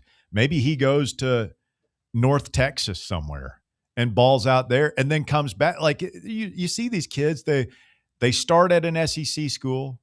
They can't get on the field, so they go down to a group of 5 school. They do well, and then what happens? They come back to the SEC at another school. Really good. It's crazy. They're given an appropriate amount of time to develop. Everybody wants these kids to be a finished product their freshman year. Sometimes they're sophomore. I just know what little I saw. He was not very good, to say the least. But, guys, before I go, Russ, I guess I'm going to agree with Basilio and Bear. I think Arkansas is the best team in the country. You have a good day, guys. Best team in the country? I didn't say that. You did. You actually did. Noted basketball minds, Basilio and Bear. Well, you know who put me on this? It wasn't Basilio. It was the guy sitting to your left. I never said. Wise ass. Never said. You said they were the best team in the conference. I never said they're the best team in the. You said it on this show the other day. No, I'm not. Why are you trying to pawn off responsibility for the things you said on other people? Why don't you just say stuff that you believe and then stand by? I believe it. I think they're the best team in the conference. You just said that was Bob's thought. Bob was one of the first. He's the one who turned me on to. I was like, you know what? Bob's right. They are the best team in the conference. They're one of the teams playing the best ball in the conference right now as far as SEC teams. When they get in conference, I'm not so sure they're going to be able to carry that is my point. That's all. You're not that funny, DR Vol. I'll tell you that right now, buddy. I got an itchy trigger finger. I'll scratch it next time. Evidently. I thought I'll it was blow pretty you funny. up, buddy.